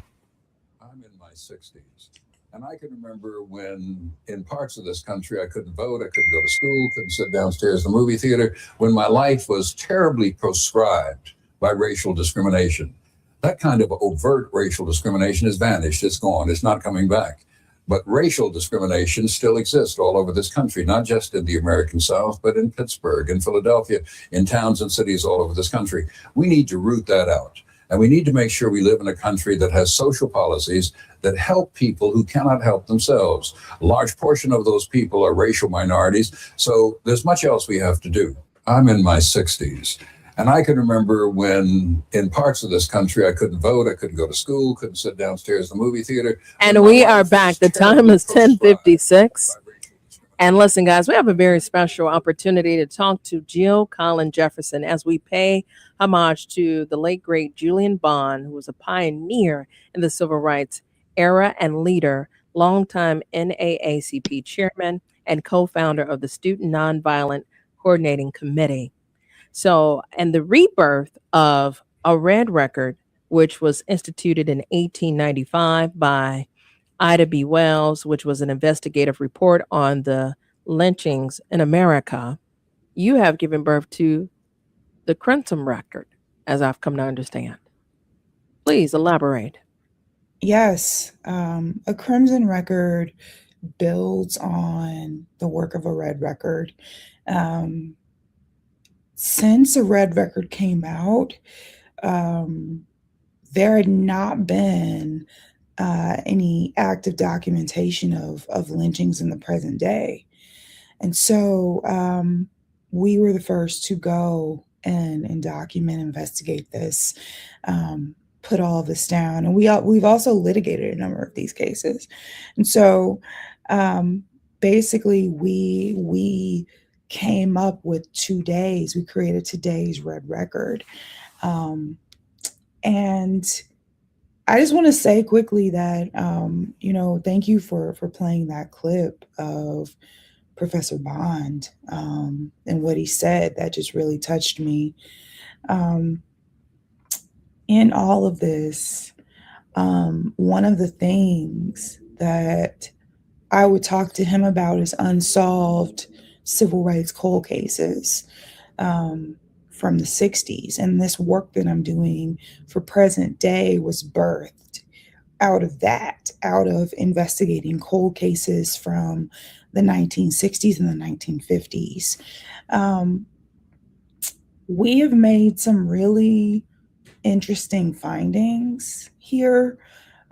Mississippi is the state that has the highest number of modern day lynchings. Historically, Mississippi had the highest number of lynchings. So that's something that has continued. We also found some interesting patterns. Like there was in Mississippi, in Rankin County, which is the place where the Goon Squad has become infamous. We found that there was this pattern of Black men going missing around the same date every year or two. And so we've been looking into that to see if that's connected to radicalization. We've gotten some indications that it is. We have also documented the deaths of trans people in some situations. Not every trans death is a lynching, but we've documented those as well in this report. But in all of this,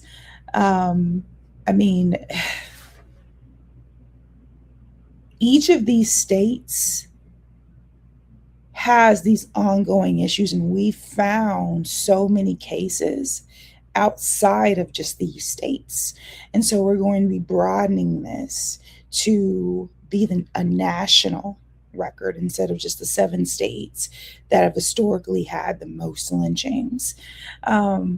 In Texas, for example, we found some lynchings of immigrants and migrants, which, given what's going on in immigration, is not surprising. And so we've revealed some pretty interesting things, I think. Well, let me ask you this. Let me ask you this, because I'm up against a heartbreak. I would love to carry you over, but for those that are curious, how do we get to support a Crimson Record? Do you have a website? Where can our listening audience uplift, share this, contribute, give tips? What are you accepting? What are you looking for in terms of levels of support? Yeah, well, first, I'm looking for people to read this and digest it. It's on our website. It's free, julianfreedom.org. It's under database and resources. The other thing is we are a nonprofit doing this work. So there's a donate link on our site. If you could donate so that we could, that goes to solving these cases, not just documenting them, but solving them. We have a team of investigators who works with us on this case. All of them are former FBI agents, and we litigate these cases. And so we need to be able to continue to do this work. And it takes a lot of resources to do this work. So you can donate to us on our website as well, julianfreedom.org. Well, I thank you so much. I want to have you back soon. I understand you're not in Chicago, but I too am going to digest. I report on this a lot. We're going to do some cross-sectional work. I look forward to lifting you up with everything that I have to support you. But one thing about what I have is I have a listening audience that is the most astute in the world. So we're coming strong. So my eye is all of those that are listening. They call themselves the student, and I've earned the moniker of professor. And we will be present for your class because your class is protecting all of us in the best interest of surviving while being Black in America. Thank you so much. Absolutely. Listen, guys, we're going to take a quick break. When we come back, there's a current meeting happening right now that I want to weigh in on, and I want to get your attention and opinion. You don't want to miss this.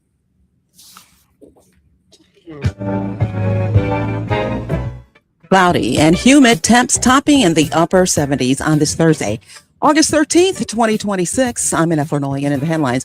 According to a new city watchdog report, Chicago has sloppy record keeping when it comes to tracking whether or not vendors are being paid on time. Top Bears officials are out at training camp at Hallis Hall. Soon, they are expected to give an update announcement on the team's stadium plans.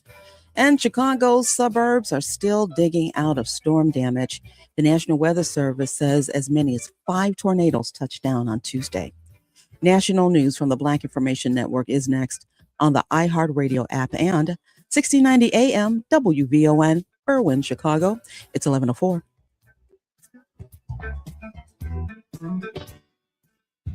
First, here's BIN News Now.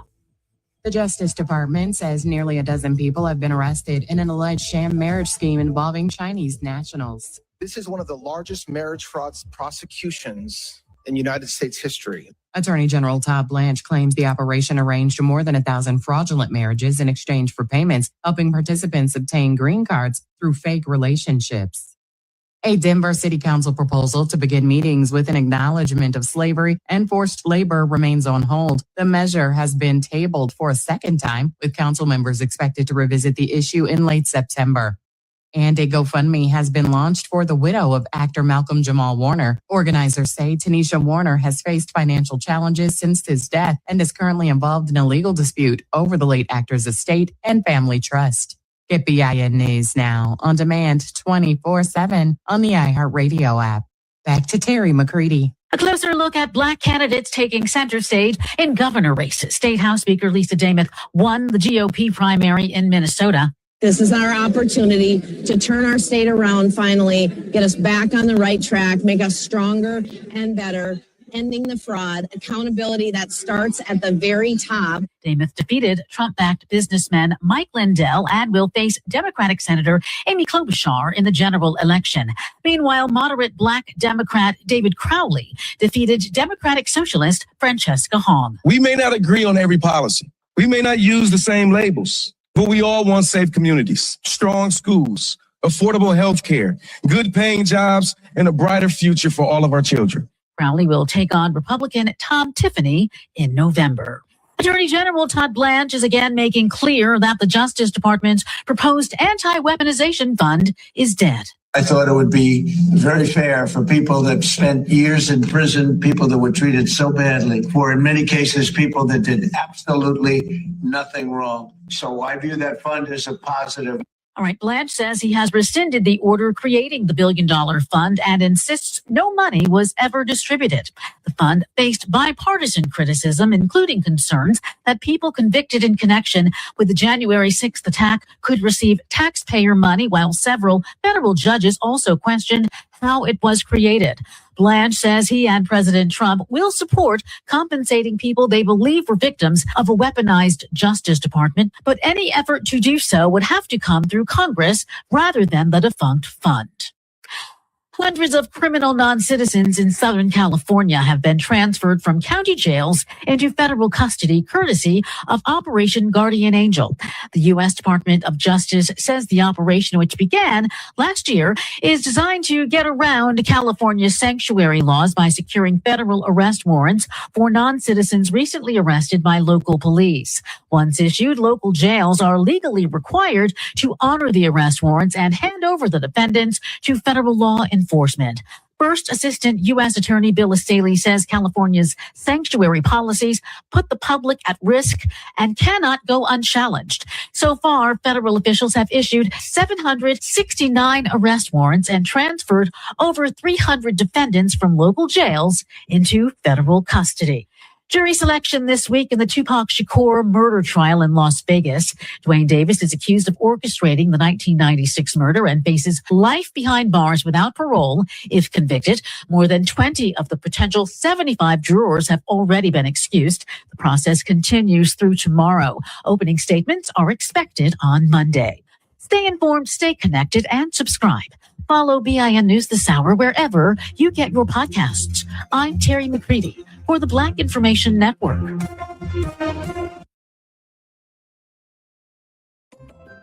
What if you could have the most reliable fiber-powered Wi-Fi? And get this, what if you could keep it at the same price for 5 years guaranteed? Now through August 24th, new Xfinity customers can get our best price on gig Wi-Fi this summer before it disappears. Just $50 a month for 5 years. No annual contracts, no hidden fees, and our best equipment included. Plus, get online in minutes with same-day Wi-Fi. It's Wi-Fi that finds and fixes problems before you even notice them, like super intelligent Wi-Fi with a sixth sense. Plus, it keeps you protected from online threats, and get Peacock Premium included for 2 years. Lock in your price and unlock the possibilities. Get it now at Xfinity.com.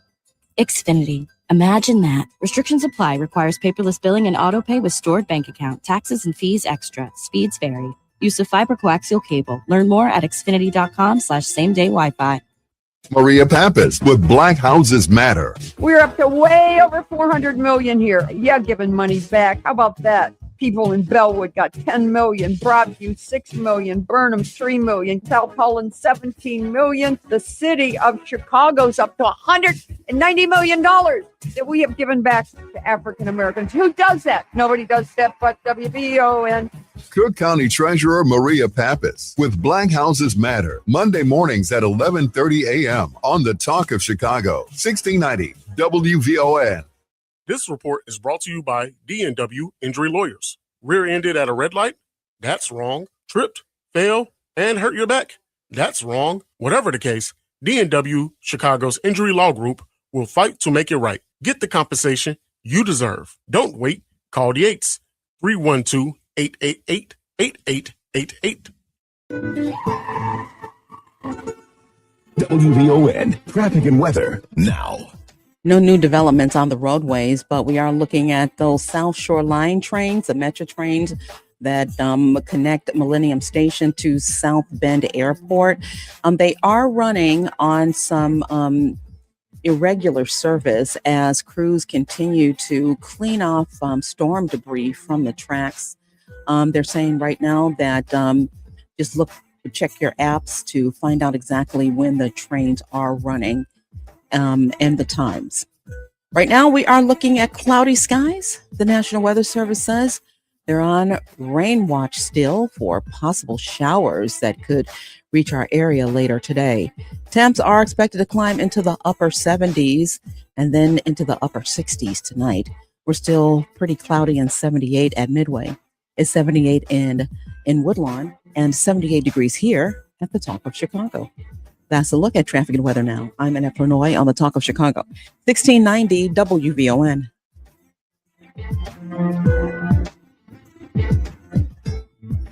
Chicago, set those alarm clocks. Chicago Public Schools are back in session August 24th. New year, new possibilities. From WVON, the Talk of Chicago.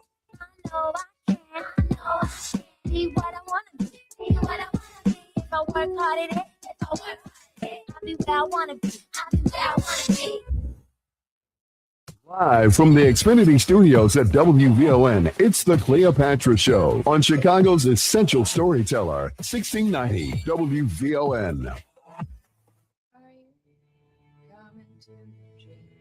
I told you to run. Strange things that happen here, no stranger would. We met at midnight in the hanging tree. Are you coming to the tree? They strung up a man, they say you are free. Strange things that happen here, no stranger would. We met at midnight in the hanging tree. And we are back.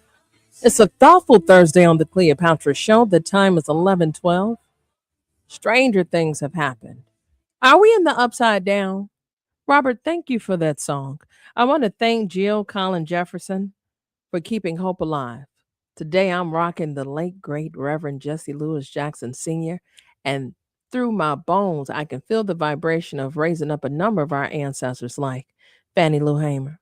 But like she told the world, is Mrs. Fannie Lou Hamer, to raising up a red record in 1895. The notorious organizer, Ida B. Wells, decided to provide an investigative report to the world on the strange fruit that America continues to have an appetite for, which is the lynching of Black people. And in 2026, a Crimson record has continued on that legacy under the guise of Julian, in the honor of the late, great Julian Bond, who was a pioneer, leader in the civil rights movement, longtime NAACP chairman, and co-founder of Student Nonviolent Coordinating Committee. This is where we're at. We need to document our stories. And right now, we're the historians of our era. And I have the privilege of keeping that fire burning. So, the question of the day is this. In the voice of Fannie Lou Hamer, are you sick and tired of being sick and tired? And if so, of what? Now, I've profoundly said, I'm sick and tired of you playing in my face. And I made it very clear for those that don't know me, that come to get to know me, one thing you're going to understand about me. When I want to play, I go home and play with my children. When I step out into the world, into society, I definitely mean business, unless I tell you otherwise. Course correct. Before I chin check. And right now, I feel like an environmental thug, having had the quantum psi fighters of our time rallying on behalf of the community, bringing together our mayor, your mayor, Mayor Brandon Johnson, for community over quantum. And the conversation that is spiraling across the nation with these data centers that are environmentally unjust and financially arriving against us. And I am talking about working families, but particularly here in Chicago, Black Chicago, that wasn't even invited at the table, but definitely, sure in the hell as I see it, on the menu. Ain't that about nothing? And I be Mississippi, goddamn, if I could bring up another one, Nina Simone. You ready to fight? Should be flipping over tables. These people that you all keep sending in these seats, are they rooted in your best interests? Stop playing with me. So if I was to expressly say what I'm sick and tired of is you playing in my face, and I'm going to jump in the chat because unfortunately our phone lines are still down. So you all ain't been able to call me in 2 days. I know you're itching. I know you're itching to talk to me. But Gary Lewis said, in the end, Fannie Lou Hamer's Democratic Freedom Party was patronized by the party establishment, siding with Mississippi's white Democrats. JFK had to be pushed towards civil rights. 60 years later, we are still fighting this party. To add a cherry on the top, 60 years later, it's been gutted, brother. And there is no movement that did not have resistance and to be pushed and to be edged otherwise. They wasn't just signing up and say, oh, yeah, we're just here to support the betterment of people. No, they had to pressure. It was like a hot comb on an Easter Sunday. Now, Black Chicago, Black women especially know something about that. Bottom line is that folks in here, we're talking that mayoral talk again. Going back to the conversation that Jay Rogg is going back to this. I talked about when I brought up Fannie Lou Hamer because I knew we were going to continue the conversation about lynchings across the country. I woke up this morning to a horrifying story of a teacher in Florida, Caucasian teacher, that decided to string up literally a Black baby doll by the neck on the television screen in the class on display for the entire class, and the children were mortified. And they begged her to take it down, and they told her she was being racist and how inappropriate it was. Now, these are 6th grade children. But one little Black boy, in his infinite wisdom, listened to his intuitive spirit and recorded her because he felt like it was wrong. I listened to his interview. After class concluded, he marched on to the administrator's office, and the teacher followed him. And he showed the administrators what the teacher did. They have since plucked her out of a classroom, and folks have expressly and vehemently expressed their sentiments about her decision with their children. But although I was startled, I was mortified because here in Illinois, there's a moratorium that was written into law by the governor that will ban phones in schools in Illinois. And it made me think, with that behavior, had he not had his phone, it would have been the children's words against the teacher. And we've seen this happen before. Yet and still, should we be of the mindset to put some type of monitoring in place? Should the classroom be recorded?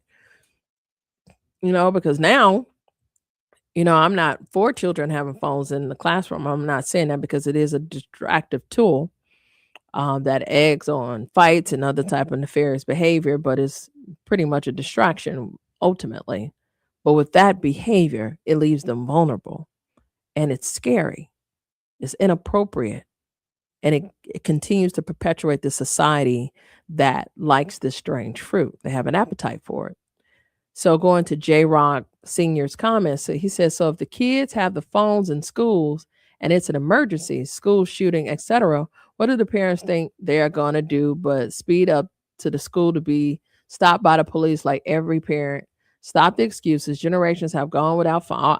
I don't know if he's responding. He says, stop the excuses. Generations have gone without phones and made it just fine. These be the main parents talking about my kid ain't learning nothing. Yeah, because they ain't their attention towards the phone. The teacher sounds like Charlie Brown teacher to them, to the kids. So, Jay, you have no fight with me. I definitely agree with banning the phone, but with what happened in Florida, it gives ground for the conversation to me forward thinking, should the class be monitored?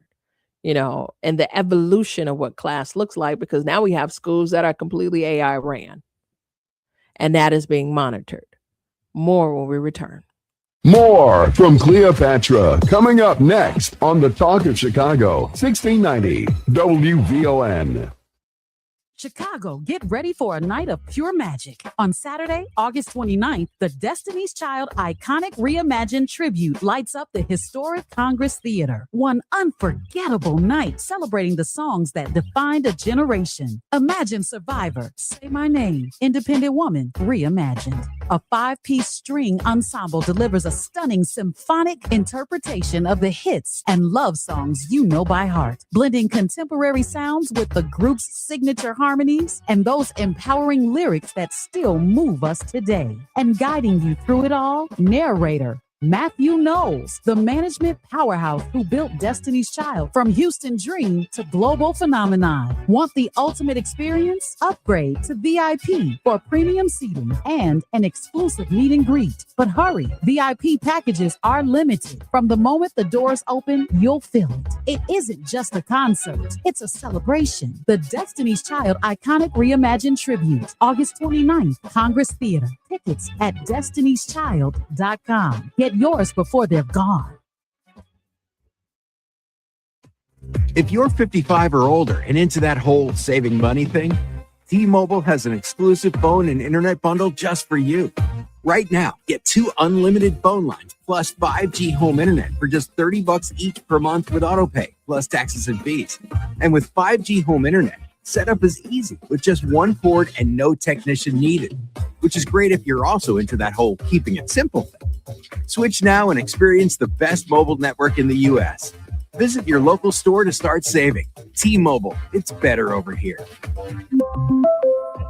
Based on analysis by Ookla Speed Test Intelligence data Q4 2024 to Q1 2025, Ookla trademarks used under license. Unlimited on our network. Customers on voice plan may notice speeds lower than other customers and further reduction if using more than 50 gigs a month due to data prioritization. Video streams and SD on this plan. Home internet pricing at $20 a monthly bill credit plus $5 per line without autopay. Debit or bank account required. See 5G device coverage and access details at tmobile.com. This is the story of the one who keeps multiple buildings running smoothly day after day.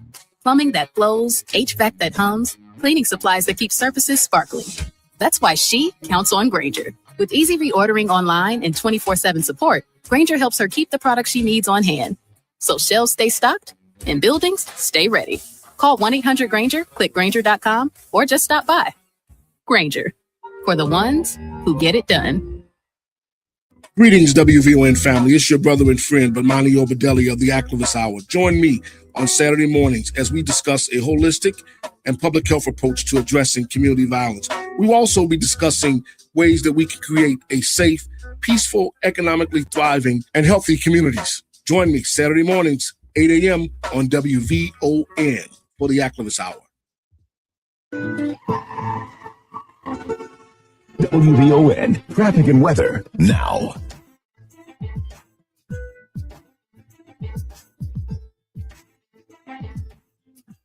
No major changes in your travel times. Traffic pretty light, especially on the south end of Chicago. Along the Ryan, the Bishop Ford, and Tuskegee Airmen Memorial, you will move along at the posted speed. Northbound along DuSable Lakeshore Drive, we are seeing a delay right around Soldier Field all the way to Monroe. That's mainly stoplight delays there. And Hollywood to Monroe, still just a cluster of traffic going around the Oak Street curve. Taking a look at our weather, cloudy and mild today. The National Weather Service on rain watch for possible rain that could be headed our way this afternoon. Temperatures climbing near 79, going down to 68 tonight. We've steadily been climbing in the upper 70s, but still holding steady at 78 and cloudy at Midway. It's 78 in Woodlawn and 78 degrees here at the Talk of Chicago. That's a look at traffic and weather now. I'm in Flournoy on the Talk of Chicago, 1690 WVON.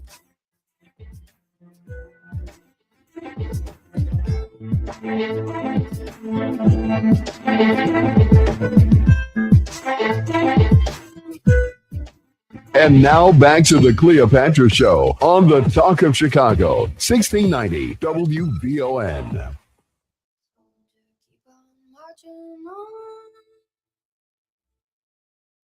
Head down till the work is done. Waiting on that morning sun.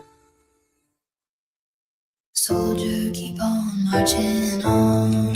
And we are back. It's a thoughtful Thursday on the Cleopatra Show. The time is 11:25.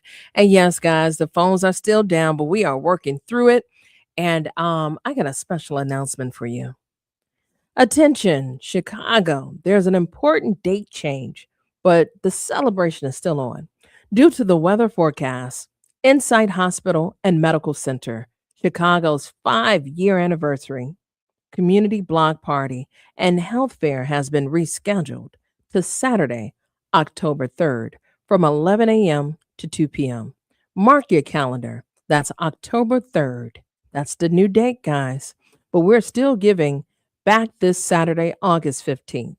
Stop by 2525 South Michigan Avenue, outside of the hospital's main entrance, for a free drive-through backpack giveaway with school supplies plus free meals from Ishra Food Truck while supplies last. So remember, backpacks and free meals this Saturday, August 15th, and our big community block party and health fair on the new date is Saturday, October 3rd. You want to learn more? Check out insightchicago.com. That's insightchicago.com. So I want to make sure that we pay special attention to that, because for those that are in need, particularly our working families, as we prepare to return back to school, because school is definitely cool, stop by. And if you aren't in need, share with somebody that you know. For every 10 people we know, I'm sure 7 can use a leg up. Now, summer's fun, and it's just in time for a metro ride. And it's right here. I always say my chariot awaits.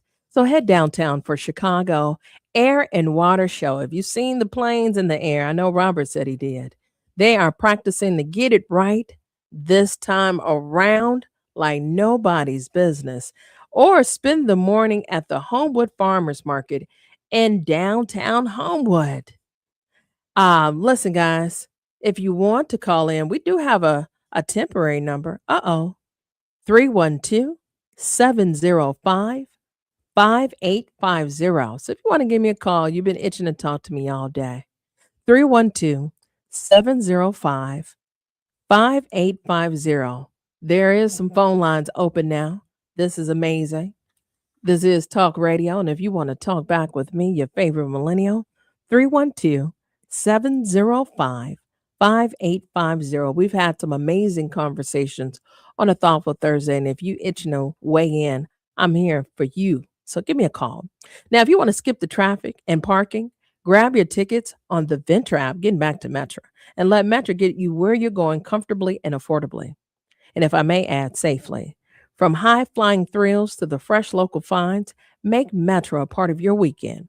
Drive less and do more. I might take Metro tonight to make it very plain. I got somewhere to be.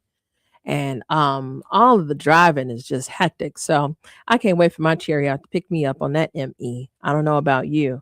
Now, listen, when we return, I'm going to open up these phone lines, 312-705-5850. I would love to hear from you. I've went through withdrawals myself, because usually my phone lines be lit, but so is this chat. Summer school is cool, and y'all are tapping in with your favorite millennial on a Thoughtful Thursday. More when we return.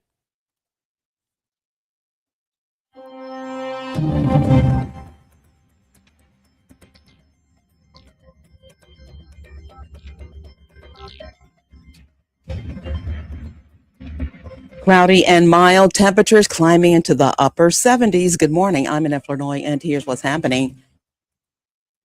Top Bears officials are out at training camp in Hollis Hall.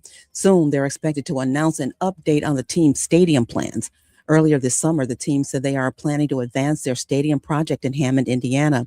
Indiana Governor Mike Braun says he's optimistic the Bears will choose the Hoosier State.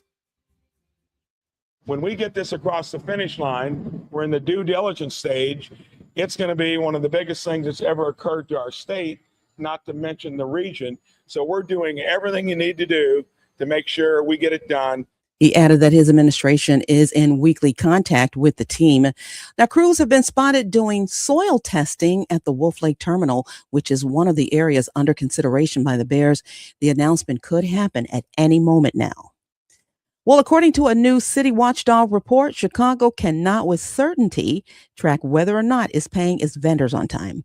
The Inspector General audited the Department of Finance and says they found that the city's tracking system has some incomplete and inaccurate data that shows slow payments have been happening consistently since at least 2005.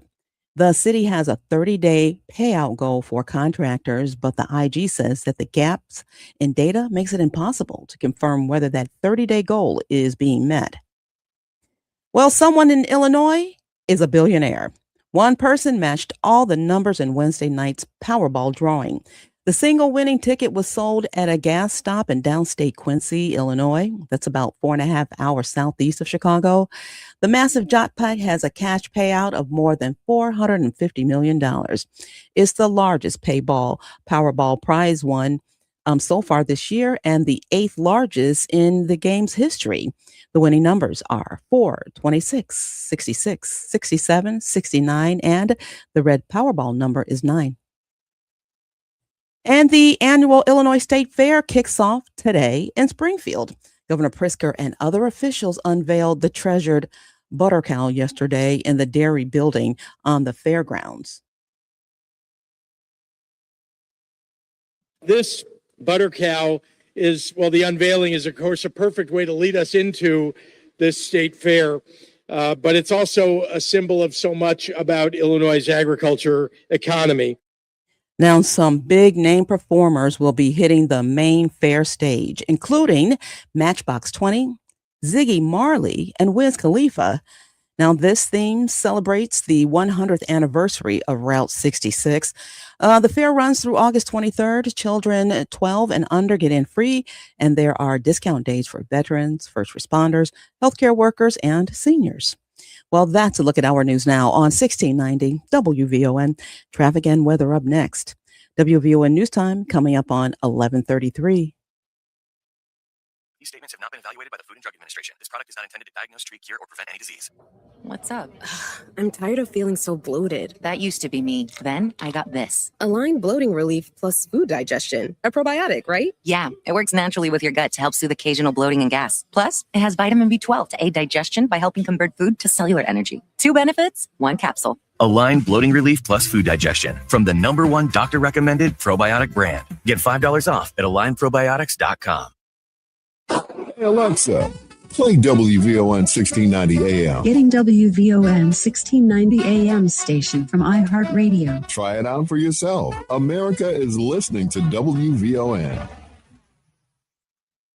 It's time to focus with Robert McKay. Quality conversation, protecting, preserving, and preparing our past, present, and future. Sunday evenings at 4 p.m. on the Talk of Chicago, 1690 WVON. This report is brought to you by ComEd, powering lives. Here's a great savings idea. Did you know you've got the power to manage your energy? Yep, from usage alerts to energy saving programs and more. ComEd has all kinds of ideas to help you gain control over your energy saving costs. Find out more at ComEd.com/energy savings. WVON traffic and weather now. No big changes in your travel times, but just in, we're seeing a report of an accident. It's on the outbound side of the Bishop Ford at 130th Street. Apparently, there's some lane blockage. The center lane right now is blocked due to the accident. It's also causing some big delays. You're seeing some stop-and-go traffic backed up to 115th Street. Taking a look at our weather, cloudy and mild today. Temperatures are expected to top out in the upper 70s. The National Weather Service says they're on rain watch. We could see rain this afternoon. Temperatures tonight leveling off at around 68. We've been pretty consistently holding at 78 at Midway. It's cloudy and 78 in Auburn Gresham and 78 degrees here at the Talk of Chicago. That's a look at traffic and weather now. I'm Annette Flurnoy on the Talk of Chicago, 1690 WVON.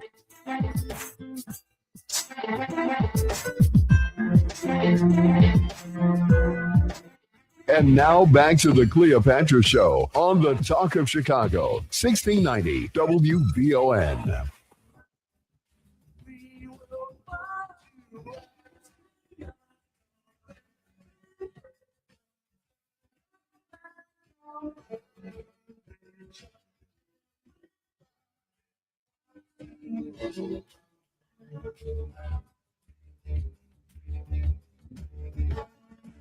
And we are back. The time is 11:35, and it's a thoughtful Thursday on the Cleopatra Show. And listen, guys, we have a phone line now. It's not our usual for right now. It's temporary. 312-705-5850. It is a talk show, so I want you all to feel free to call me so you can talk to me. I know we've been going through withdrawals, not having heard directly from your favorite millennial, but yet you are tuned in and clocked in. Tommy, I want you to hold tight because we're going to do a well-being check. We pulled up to Atlanta, Hotlanta, because they are hosting the National Association of Black Journalists, and I'm so excited to talk to our very own Donnell Suggs, even though one of our very own is actually in the building too, so I look forward to checking in with her tomorrow. But right now, Donnell, talk to me. Let me know what's happening with NABJ and Hotlanta. Good afternoon from Atlanta. NABJ is going great. We just finished covering a press conference with Nolan Wells' parents, Attorney Ben Crump, Reverend Al Sharpton, and Congresswoman Lucy McBath. So that was a pretty cool moment that wouldn't have happened normally for some of us here in Atlanta because we don't drive down to Mississippi to cover that case. That was pretty cool.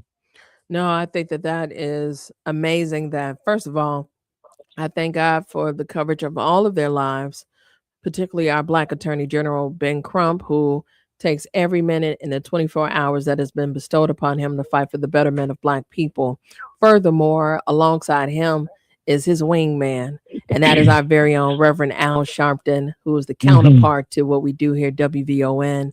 I thank God for his life, and Sora Lucy McBath, who knows a little something about the pain of bearing a child. Definitely. So to the parents of Nolan Wells, may we keep them in our prayers and ask God for their strength as they continue to triumph for their son and his legacy in life that was cut down too short. I'm at awe for them and my heart weeps for them. But, as they continue to fight for justice, we will too, through our ability journalistically with integrity. So talk to us about what was unpacked when they all spoke. Well, I think the mission was clear. Reverend Al Sharpton, Attorney Trump, said the same thing, that they wanted the Black press to champion the story and keep it going forward.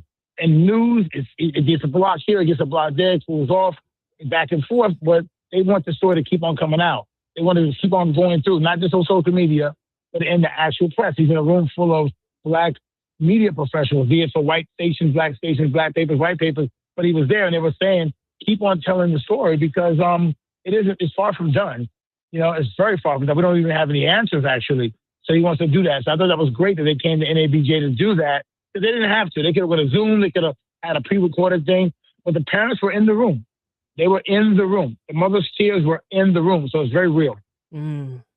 Oh, yeah. I mean, and from what I understand, Mississippi has still refused to relinquish her child's belonging, which was his throat.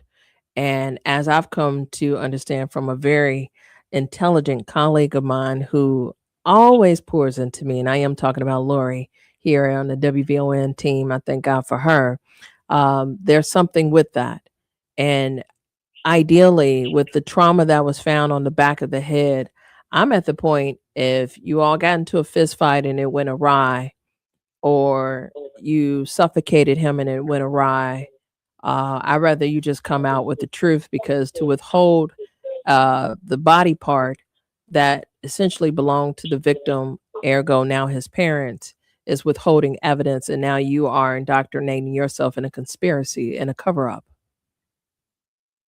And that's why I think they came straight to NABJ and said, listen, you gotta not necessarily dig and try to find out something that they're gonna get this. We're gonna get down to it ultimately, but to continue to keep the story going, because as long as it stays in the news and all these different media outlets that are here today, be it online, be it print, be it legacy media, be it TV, radio, then you're almost kind of forced to keep on coming up with answers. Eventually you get the one that you need, not necessarily want, but need. So I thought that was a really good idea to come to NABJ and do that. Because again, how many media outlets are here from Mississippi? I'm sure there's some, but the case is bigger than that. And that's what Reverend Al Sharpton was saying, is bigger than just Mississippi.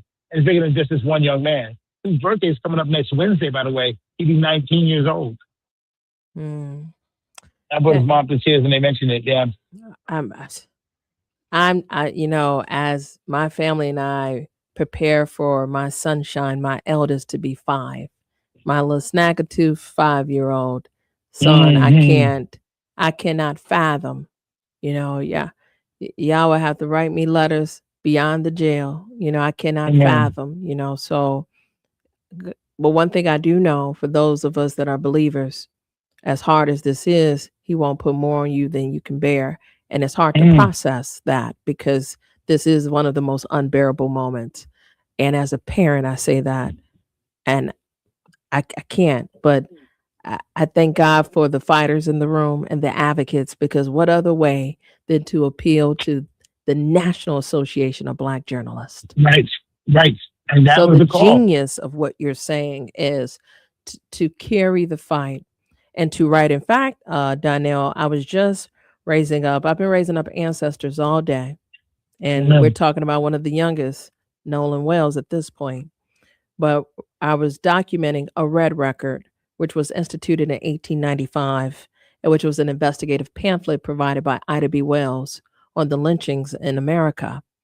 And no matter how we get to the truth of what happened to him, the bottom line, he's unalived. And he was in the company of white folk, his peers. So now in the rebirth of a Crimson record, you know, unfortunately, he potentially can be inscribed in it, and the continuation of that. So beyond the Wells family and the energy behind our Black Attorney General, who comes with a mighty powerful fist, you all have an amazing outline of speakers and resources and symposiums. So give us the tea before I let you go, because I know you want to get back to it.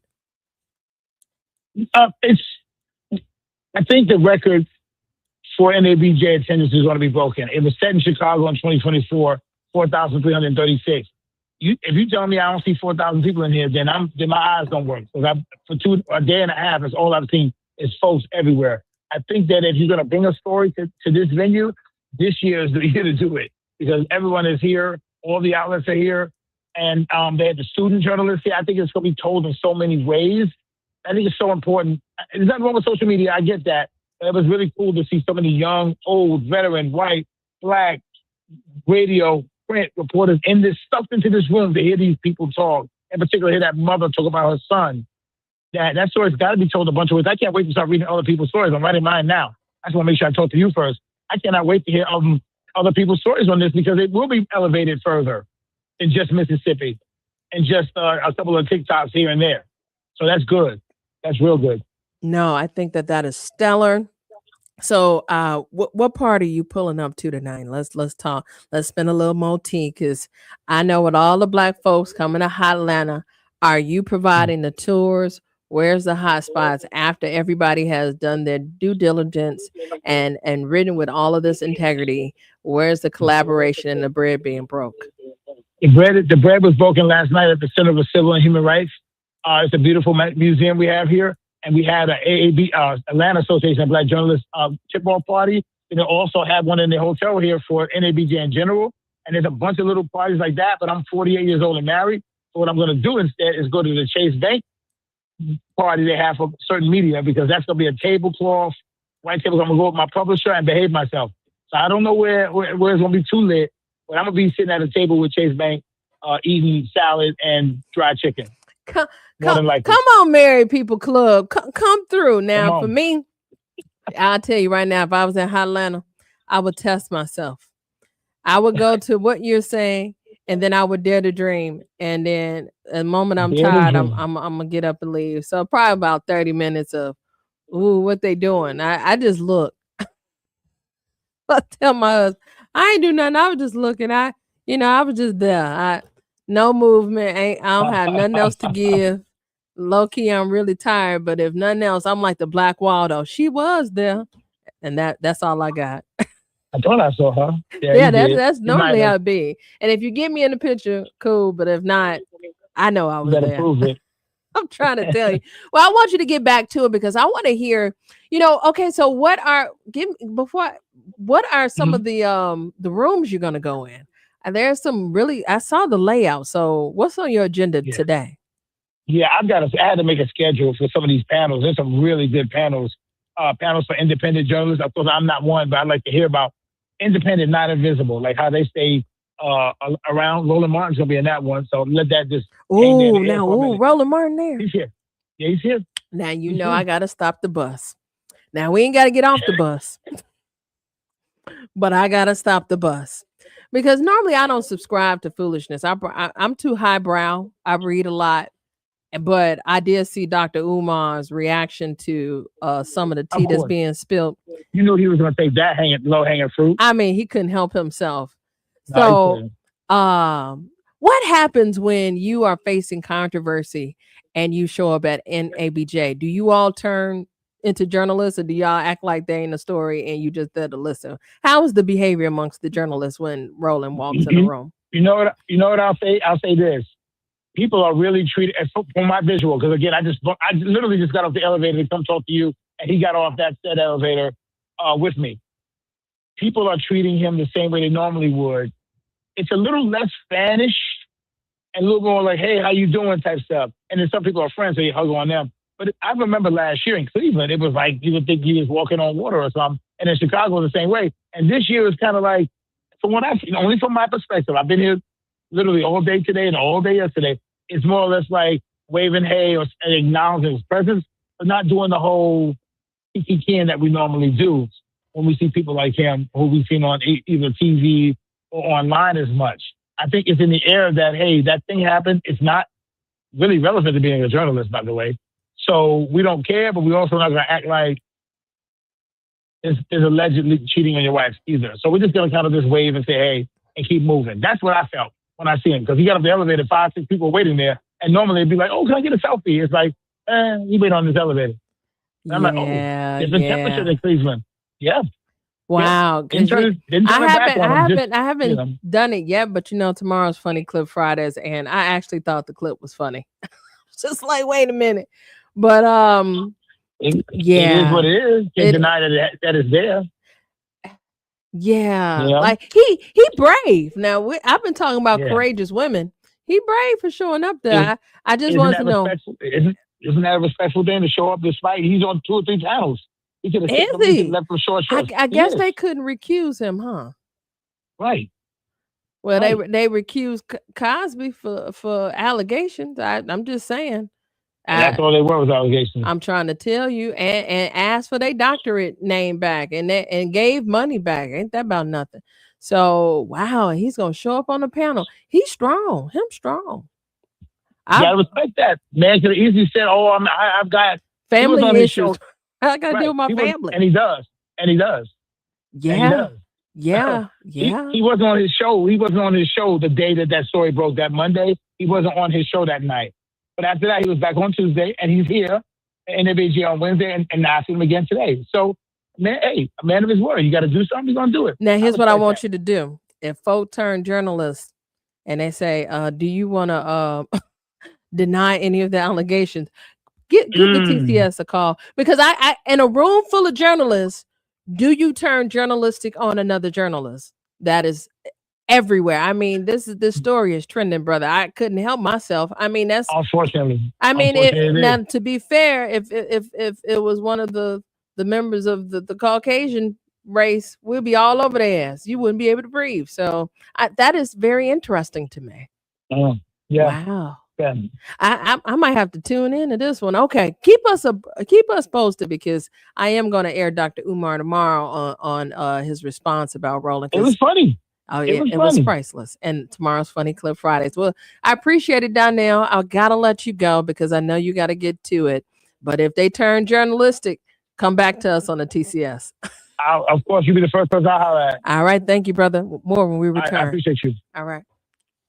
More from Cleopatra coming up next on the Talk of Chicago, 1690 WVON. It's gospel with Pam Morris Walton, your gospel sister, on WVON Sundays, 11 to 2 p.m. Music to help you on your journey. I'll see you there. WVON.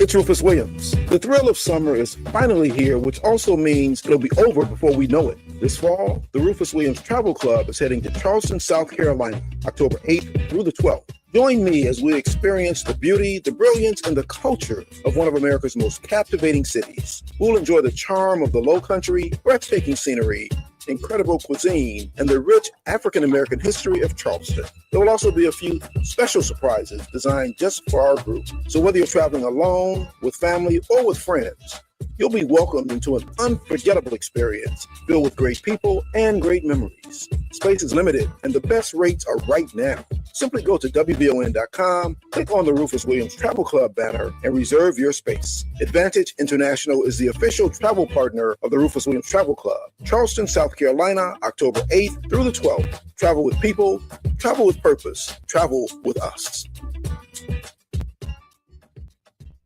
There's Justin. The South Shore Summerfest did it again. Catch the sultry sounds of Grammy-nominated singer-songwriter John B. as he plays all your favorite hits. From They Don't Know to Waiting on You, and shop with your favorite local businesses at Chicago's hottest lakefront Summerfest. Sunday, August 16th at the South Shore Cultural Center from 12 p.m. until 8 p.m. Free registration is available online at SouthShoreSummerFestival.com. Sponsored by Special Services Area Number 42, the South Shore Chamber of Commerce, Chase Bank, Sway Dispensary, and Bally's Casino.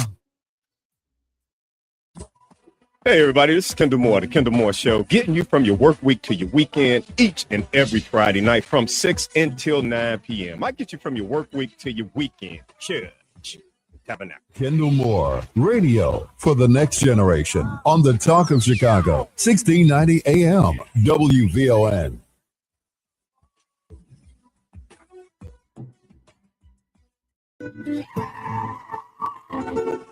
WVON, traffic and weather now. No changes to your travel time on the inbound Dan Ryan. You're looking at 20 minutes. Looking back at the Bishop Ford, though, on the outbound, you do want to be careful because there is an accident on 130th. Looking at the Stevenson, inbound and outbound, you should be moving at the posted speed with no delays. Eisenhower, that is a longer road trip today with 40 minutes. And inbound on the Kennedy, you're looking at 34. Outbound Kennedy, you're also looking at 40 minutes. Taking a look at our weather, it's gloomy right now with some possible showers today, and we are heading to a daytime high of 80, tonight a low of 68, and currently it's 70 degrees at O'Hare, 78 in West Lawn, and 78 here at the Talk of Chicago. That's a look at traffic and weather now. I'm Kayla Patton on the Talk of Chicago, 1690 WVON.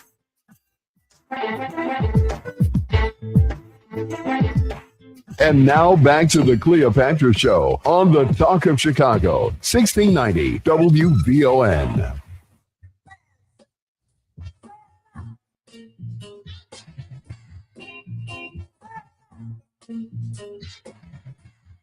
And we are back. It's a Thoughtful Thursday on the Cleopatra Show. And I want to thank Donnell Suggs from Hot Atlanta, the Atlanta Voice, checking in with us from the NABJ convention that is happening right now.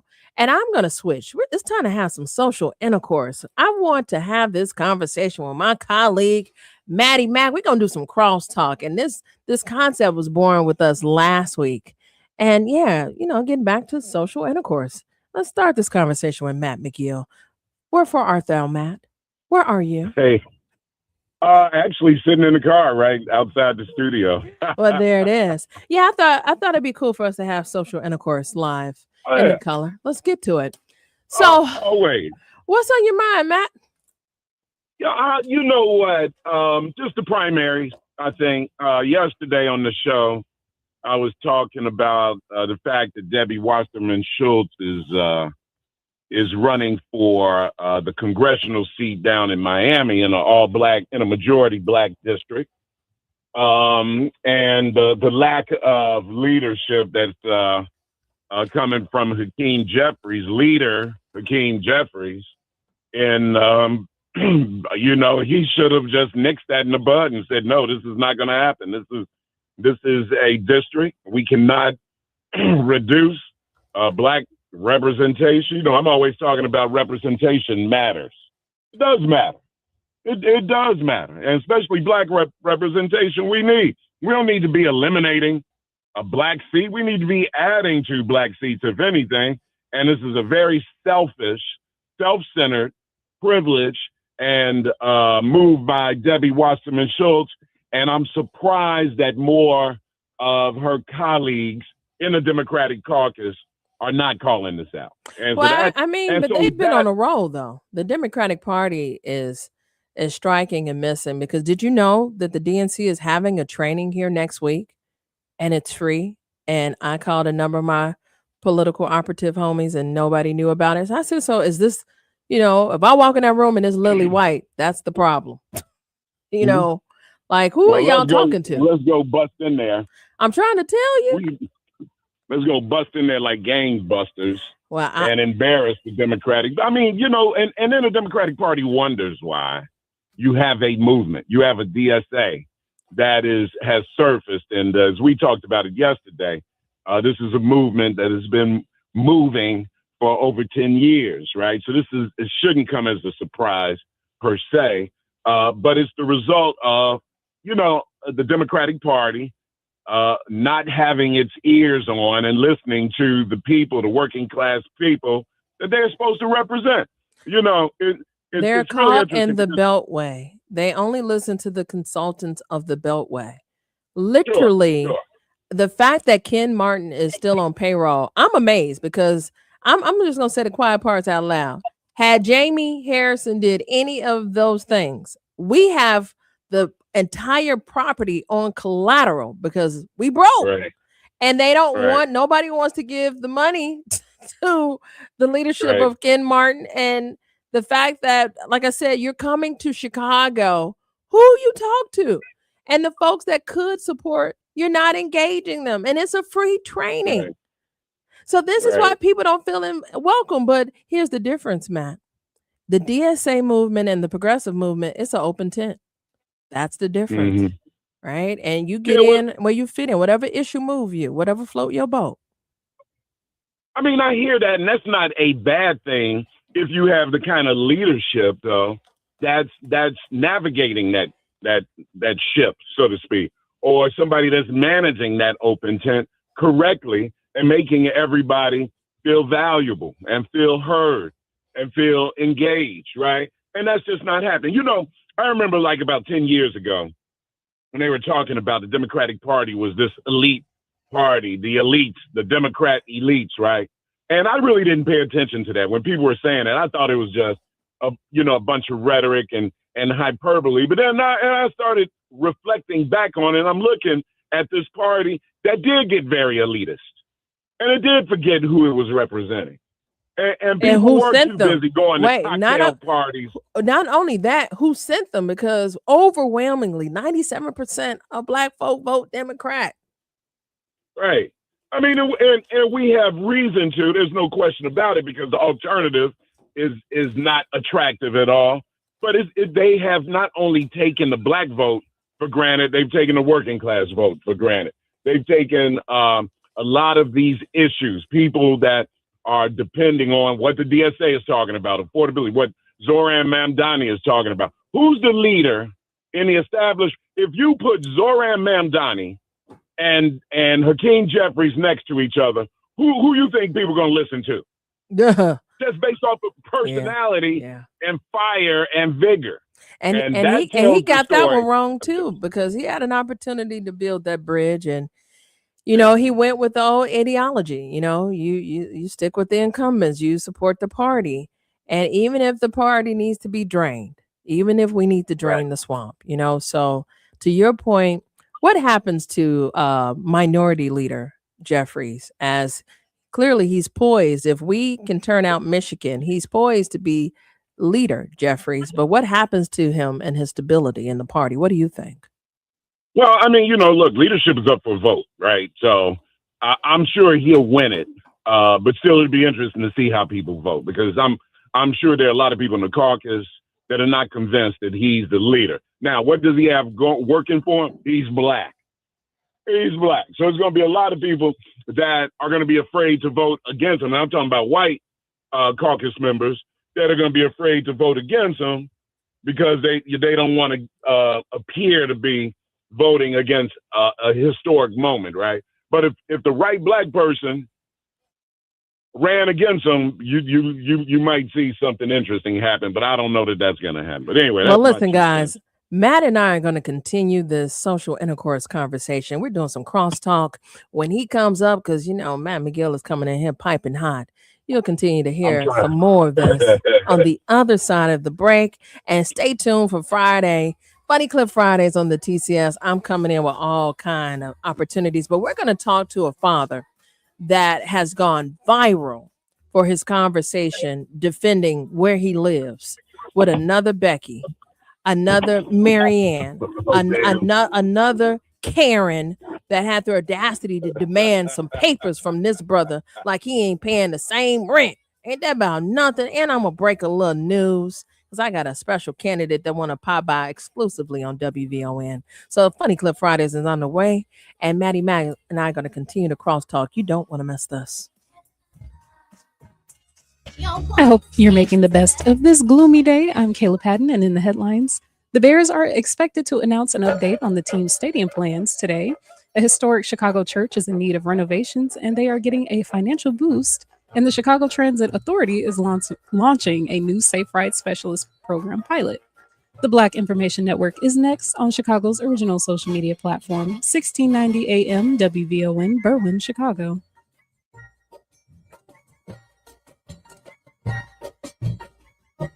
First, here's BIN News Now. The Justice Department says nearly a dozen people have been arrested in an alleged sham marriage scheme involving Chinese nationals. This is one of the largest marriage fraud prosecutions in United States history. Attorney General Todd Blanche claims the operation arranged more than 1,000 fraudulent marriages in exchange for payments, helping participants obtain green cards through fake relationships. A Denver City Council proposal to begin meetings with an acknowledgement of slavery and forced labor remains on hold. The measure has been tabled for a second time, with council members expected to revisit the issue in late September. And a GoFundMe has been launched for the widow of actor Malcolm Jamal Warner. Organizers say Tanisha Warner has faced financial challenges since his death and is currently involved in a legal dispute over the late actor's estate and family trust. Get BIN News Now on demand 24/7 on the iHeartRadio app. Back to Terry McCready. A closer look at Black candidates taking center stage in governor races. State House Speaker Lisa Damith won the GOP primary in Minnesota. This is our opportunity to turn our state around finally, get us back on the right track, make us stronger and better, ending the fraud, accountability that starts at the very top. Damith defeated Trump-backed businessman Mike Lindell and will face Democratic Senator Amy Klobuchar in the general election. Meanwhile, moderate Black Democrat David Crowley defeated Democratic Socialist Francesca Hong. We may not agree on every policy. We may not use the same labels, but we all want safe communities, strong schools, affordable health care, good paying jobs, and a brighter future for all of our children. Crowley will take on Republican Tom Tiffany in November. Attorney General Todd Blanche is again making clear that the Justice Department's proposed anti-weaponization fund is dead. I thought it would be very fair for people that spent years in prison, people that were treated so badly, for in many cases people that did absolutely nothing wrong. So I view that fund as a positive. All right, Blanche says he has rescinded the order creating the billion-dollar fund and insists no money was ever distributed. The fund faced bipartisan criticism, including concerns that people convicted in connection with the January 6th attack could receive taxpayer money, while several federal judges also questioned how it was created. Blanche says he and President Trump will support compensating people they believe were victims of a weaponized Justice Department, but any effort to do so would have to come through Congress rather than the defunct fund.